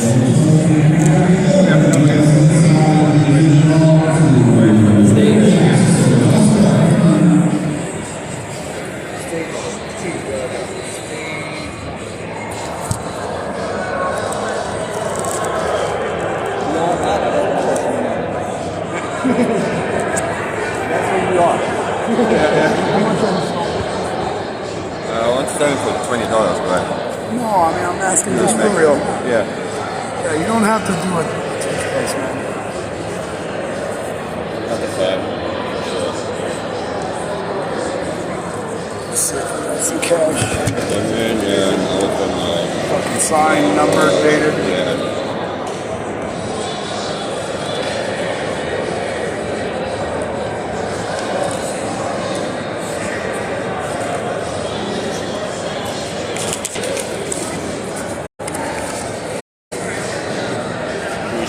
Thank you. Which number do we want? A specific number. Have you sold any yet? No, but I took the couple. I think like 15. So number 1 is gone? Number 1 is safe. 50. Oh, okay. I think it's. Or no, 150. My bad. The last one. The last one? Yes, the last one. Someone else got the first one. We're gonna take the last one, y'all. We're getting us a limited edition, signed, dated, hologram, artwork from 420 Scooby Dooby. There you go.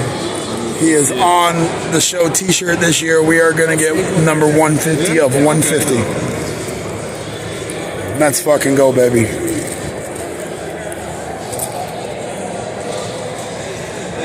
Thank you. I got 150 and 150. Nice. I couldn't get one, so I'll take the last. Thank you. Thank you. We'll be watching you. You getting ready to start? Yeah. All right. Let's get a little bit while waiting. It's gonna be kind of lettering. This means glass, but I want to do like a wig-wag inspired lettering. Yeah. Kind of style, yeah. Oh yeah. It's the start of Scoob's entry. That's the middle point, and then it goes like bigger circles around, and maybe the Las Vegas logo. Oh yeah, the G. Right on top. Yeah. Hell yeah. Hell yes. Looking forward to it. We'll see. Yeah, we'll see, right? Awesome. And you're going right up here, right? Yeah, I think so.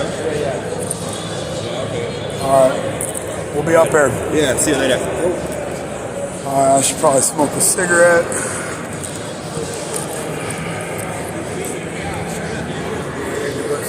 So say good luck, Scoob. You see this Crash Bandicoot entry? I haven't seen it in person. Let's look at the Pinewood or Borrow Derby cars, y'all. Check this shit out.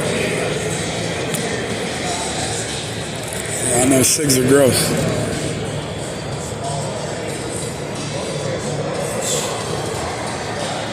God. Big old phallic son of a bitch. Looks like that PDX business too. Is that's that new PDX? Out here to win it. I just ran it. Made it through the finish line. Good. Was that practice or what? Yeah. All right. Just to make sure the wheels are set right. Samson Glass. Fucking insane. High Noon Padilla, y'all. Shout out to High Noon Art, live and direct from Eugene, Oregon, baby. Giving it. Check out the drive car. This is the same one he had at Mel. Feel the blood. Is this Iroxy or who is this? This is Grime. Okay. With the skulls, the melty skulls. Yeah. This was his car in Melt also. Fucking.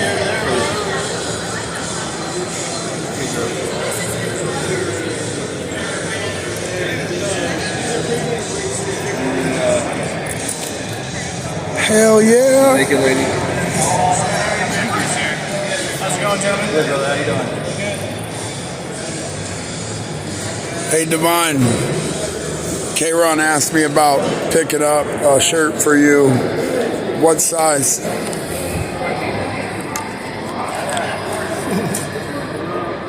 I even got some nom nom nom. Is that stone? That's glass. It's glass. That's fucking silly. It's got to be stone, right? It's because light. they have an unlimited. It's Oh, it's light. I mean, it could be stone. It looks like glass. That's glass. It's fucking crazy. I don't want to touch that. I feel. I think these are previous winners. Oh, this size right here. $200. Take your pick. $200. Take your pick. Bulls. Which one you want, Boulez? Yeah, we're talking shirts. Who is that? Is that dog? That's not dog, right? I don't think Dog's ever done a Bora baby, as far as I know. It was sold. I think they put that fucking on it. Got the Boro Derby track there, y'all. That butt plug, though. Alright, this shit's getting ready to open, y'all. Let's go up.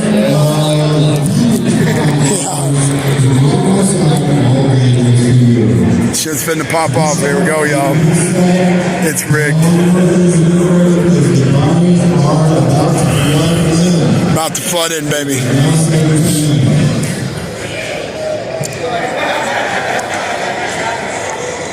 Shit, I should go back and get the shirts now since I know the sizes.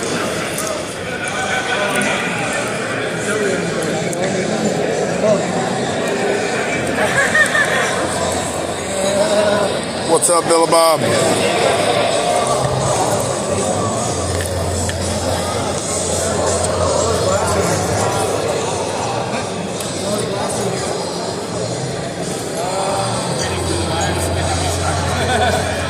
I'll be right back.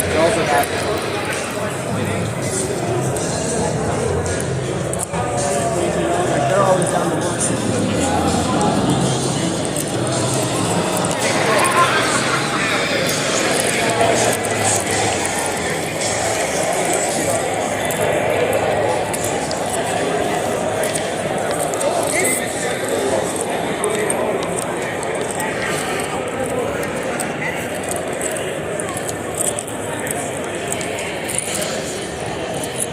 All right, Dreadhead, take care. We're going to get the shirts.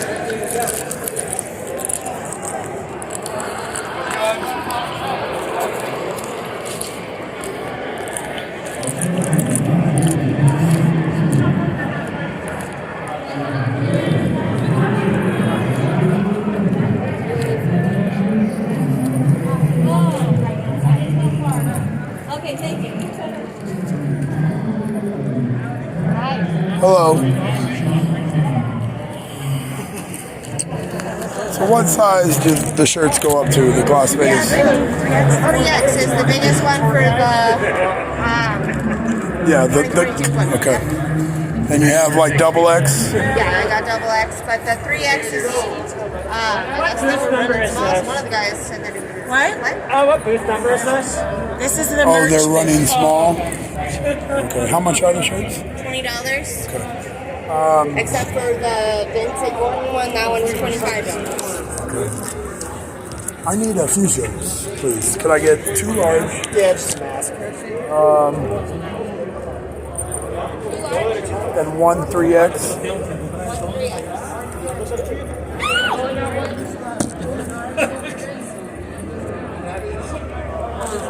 You okay? So are these new dab mats for this year? Yeah. These are the Cameron Schultz. These ones are the Vincent Gordon. Those ones are, of course, Las Vegas. So we got 20, 30, and 20.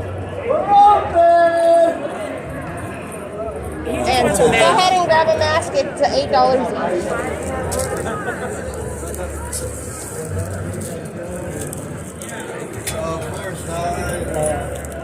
You know, we're just so busy. Yeah, what size did you need, Glass Mafia?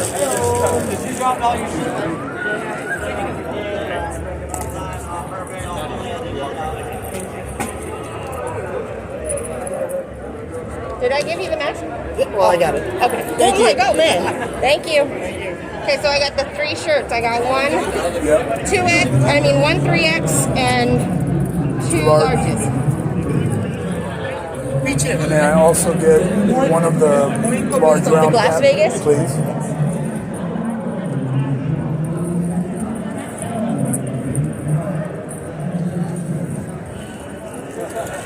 One 3X, 2 larges.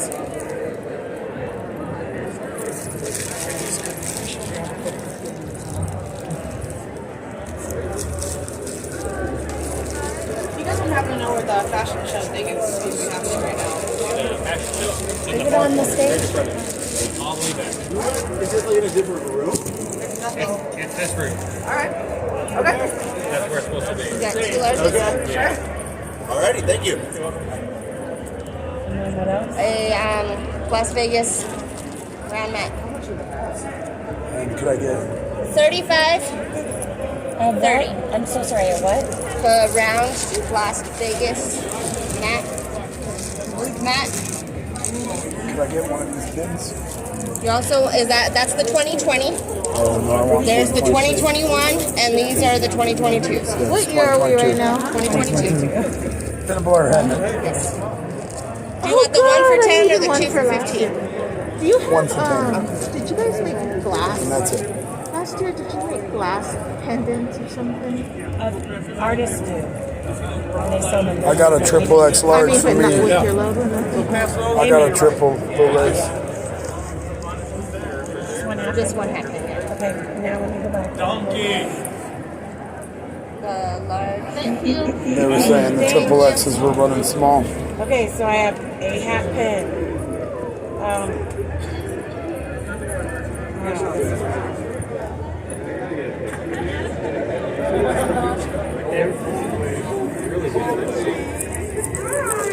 Chrissy?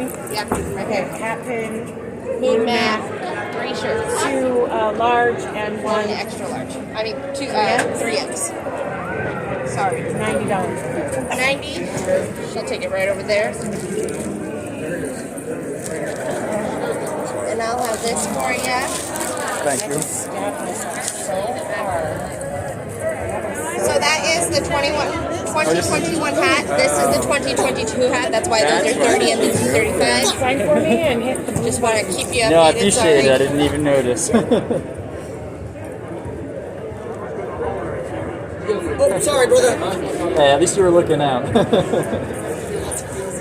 right. Thank you so much. Thank you. Y'all have a great night. Thank you as well. Enjoy your show.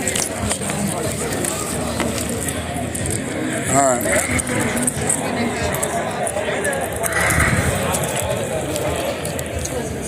B507, B509.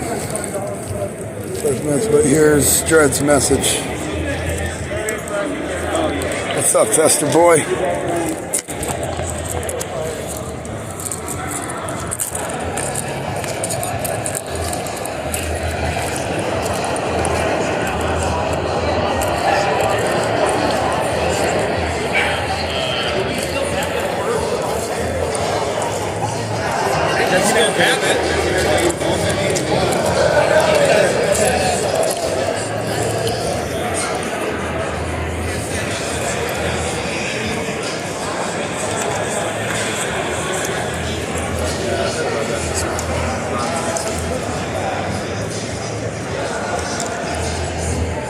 Beautiful flips. Beautiful, beautiful flips. Thank you. I appreciate it. Yeah. I'll talk to you. I appreciate it, man. No problem. We're showing your work off to like 50 people on Twitch. Nice, nice. It's more than see it normally, so hey. You're getting ready. That's right. I think you're getting ready to have a lot of people bombarded in here. So I hope so. I hope so. Beautiful work. Thank you, man. I'm down to do any kind of custom work too. If you have an image in mind or anything like that, I'm always down to try my hand at something. So, all right. My list is open as of today. Okay, good to know. Yeah. Thank you. And nothing's really over $200, so that's very fair. Try to keep it under 200. I think like 150 is pretty much the most anything is going to run you on the table today. So. Yeah. Beautiful. We got big Kuna and Joe Halen quartz. All right. Big kahuna, y'all.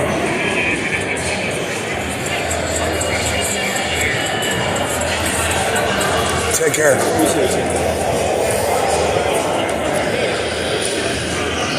Yeah, that is the steal. Like all those images are 200 or less. He'll do a custom image for 200 or less. How fucking crazy is that, y'all? Here we come back up on the baddest motherfuckers on the show floor, y'all. Damn, these motherfuckers serving hors d'oeuvres and shit. What? These motherfuckers got little cheeseburgers and shit. I'm good, but damn. I'm sorry I didn't get your call. I'm walking in here, I was like, I'm calling here. Everything good? 23 glass, y'all. How was class? What? Awesome.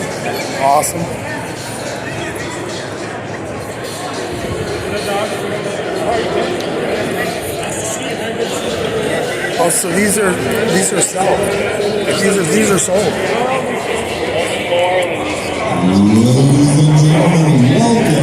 It's just getting started. I saw that. That's good? All right.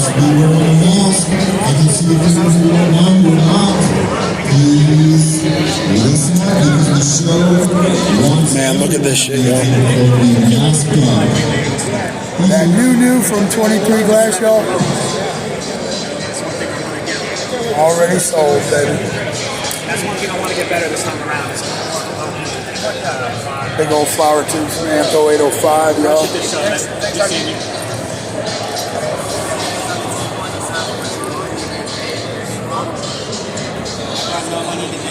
The man, the myth, Antho 805, y'all. And his homeboy, bombing America.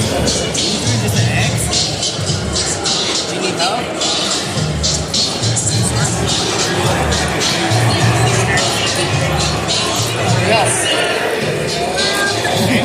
Got that 23 glass, Simply Glass collab, y'all.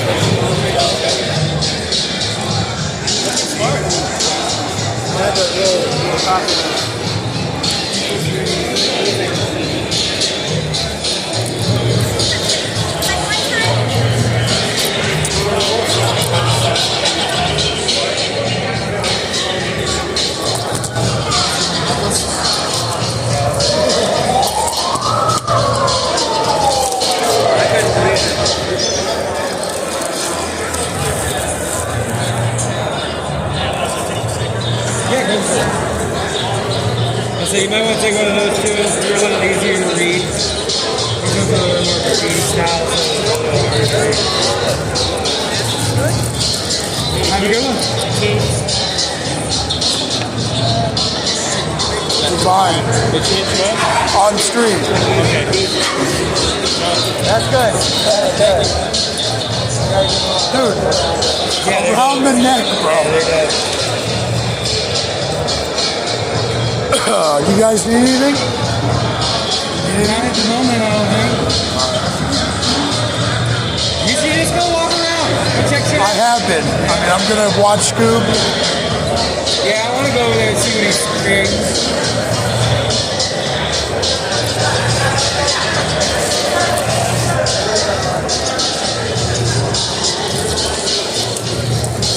Yeah, we should take that back to the room. I need one of those. I got 150 at 150. $20. He was like $20, but I said don't even. Hey, $20 fucking dollars. Take the 7. If not, a number with a 7 in it. He probably has 77. Probably.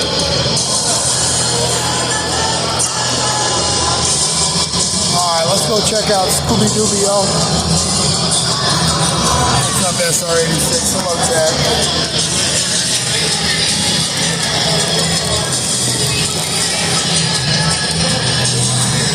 Alright, I'll be back. Some motherfucking hors d'oeuvres.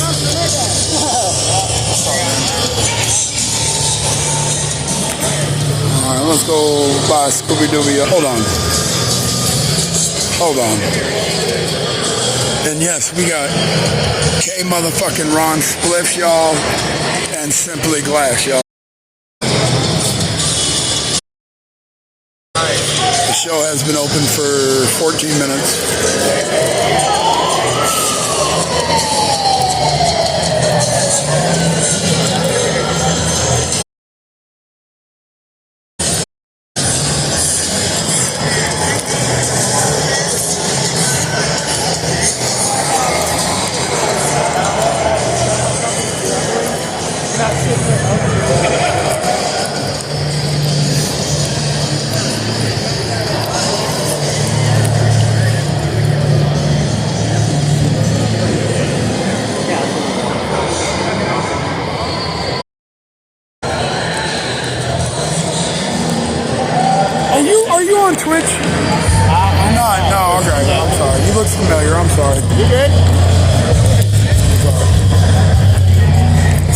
thought that was one of the new Twitch class bars. My bad. But I ain't afraid to ask somebody if they fucking know me. Or if they're from Twitch, I should say.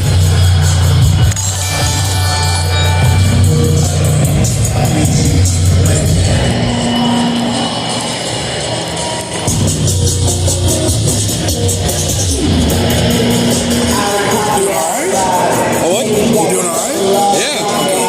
I was just waiting for the user and realizing they are. So I'm getting started. I'm right now for the fashion show. You know? Yeah. Getting ready to do a tie-dye fashion show. Oh, sorry.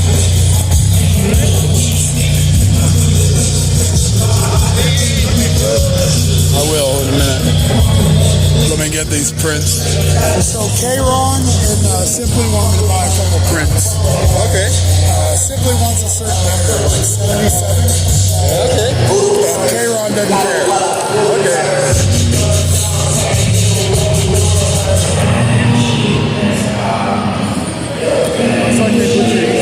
Yeah, I saw it.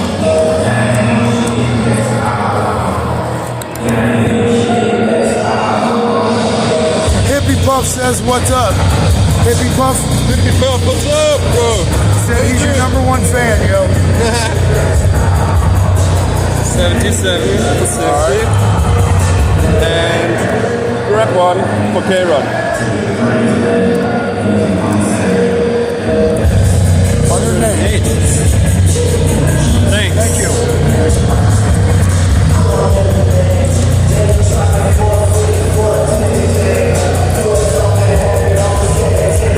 First money on American ground.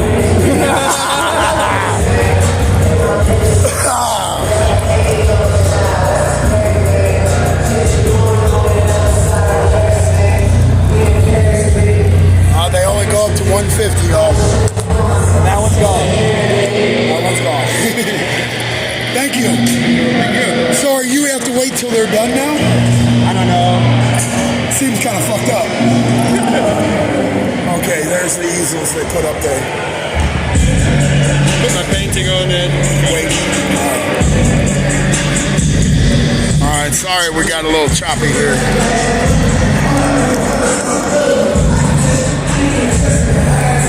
Alright, we're back up to 11% off this battery pack, y'all. Battery pack has 80%, so we should be good the rest of the night. I don't know, my voice will hold up. Are those fairy collabs? Are those... Beautiful work.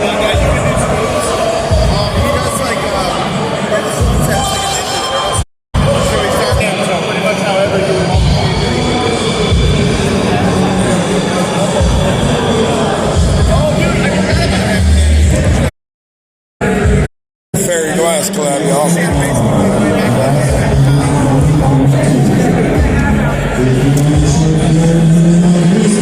Buenos dias. Buenas noches. Buenas noches. Alright, let's migrate. These people are still setting up the show and stuff, getting people their electricity and tables.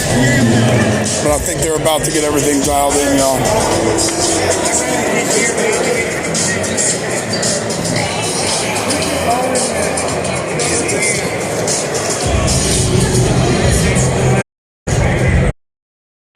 Oh, you know how I represent that Twitch class, y'all. I got all that shit around my neck, and I got more in the room. I just ain't brought it out yet.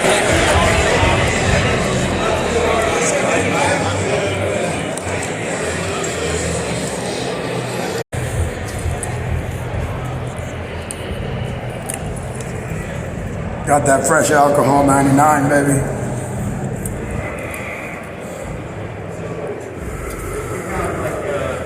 Let's say you have a rectangular.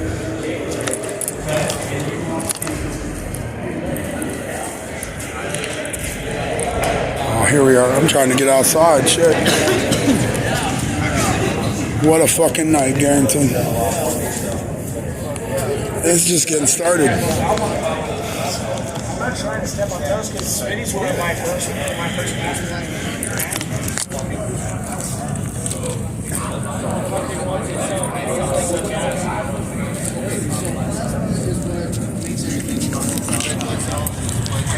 Everything else, right?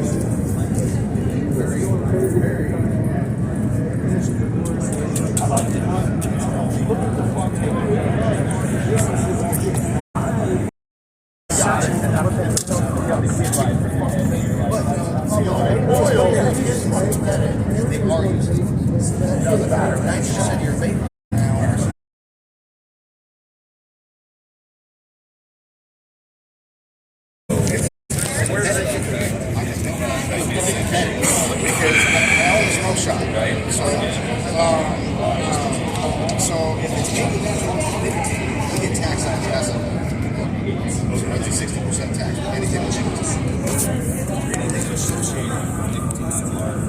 If it's tax. Hey y'all, I'll be right back. Detroit, right? And it was like, and so I did. So let me try.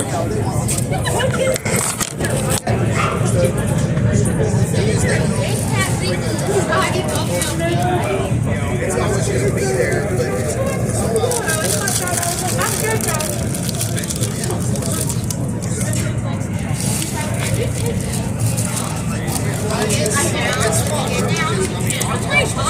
I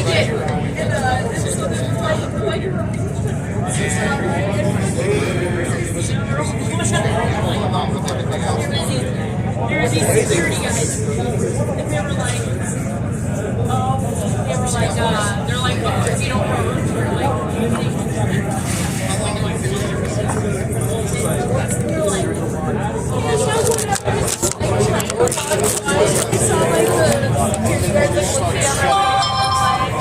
all right, y'all.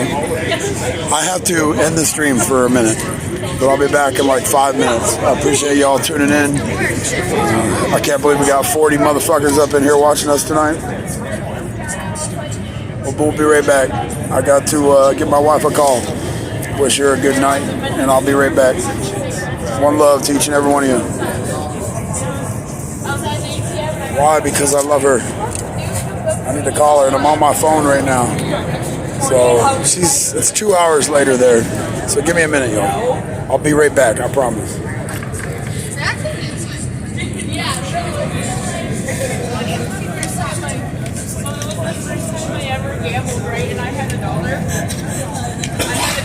I will literally be right back.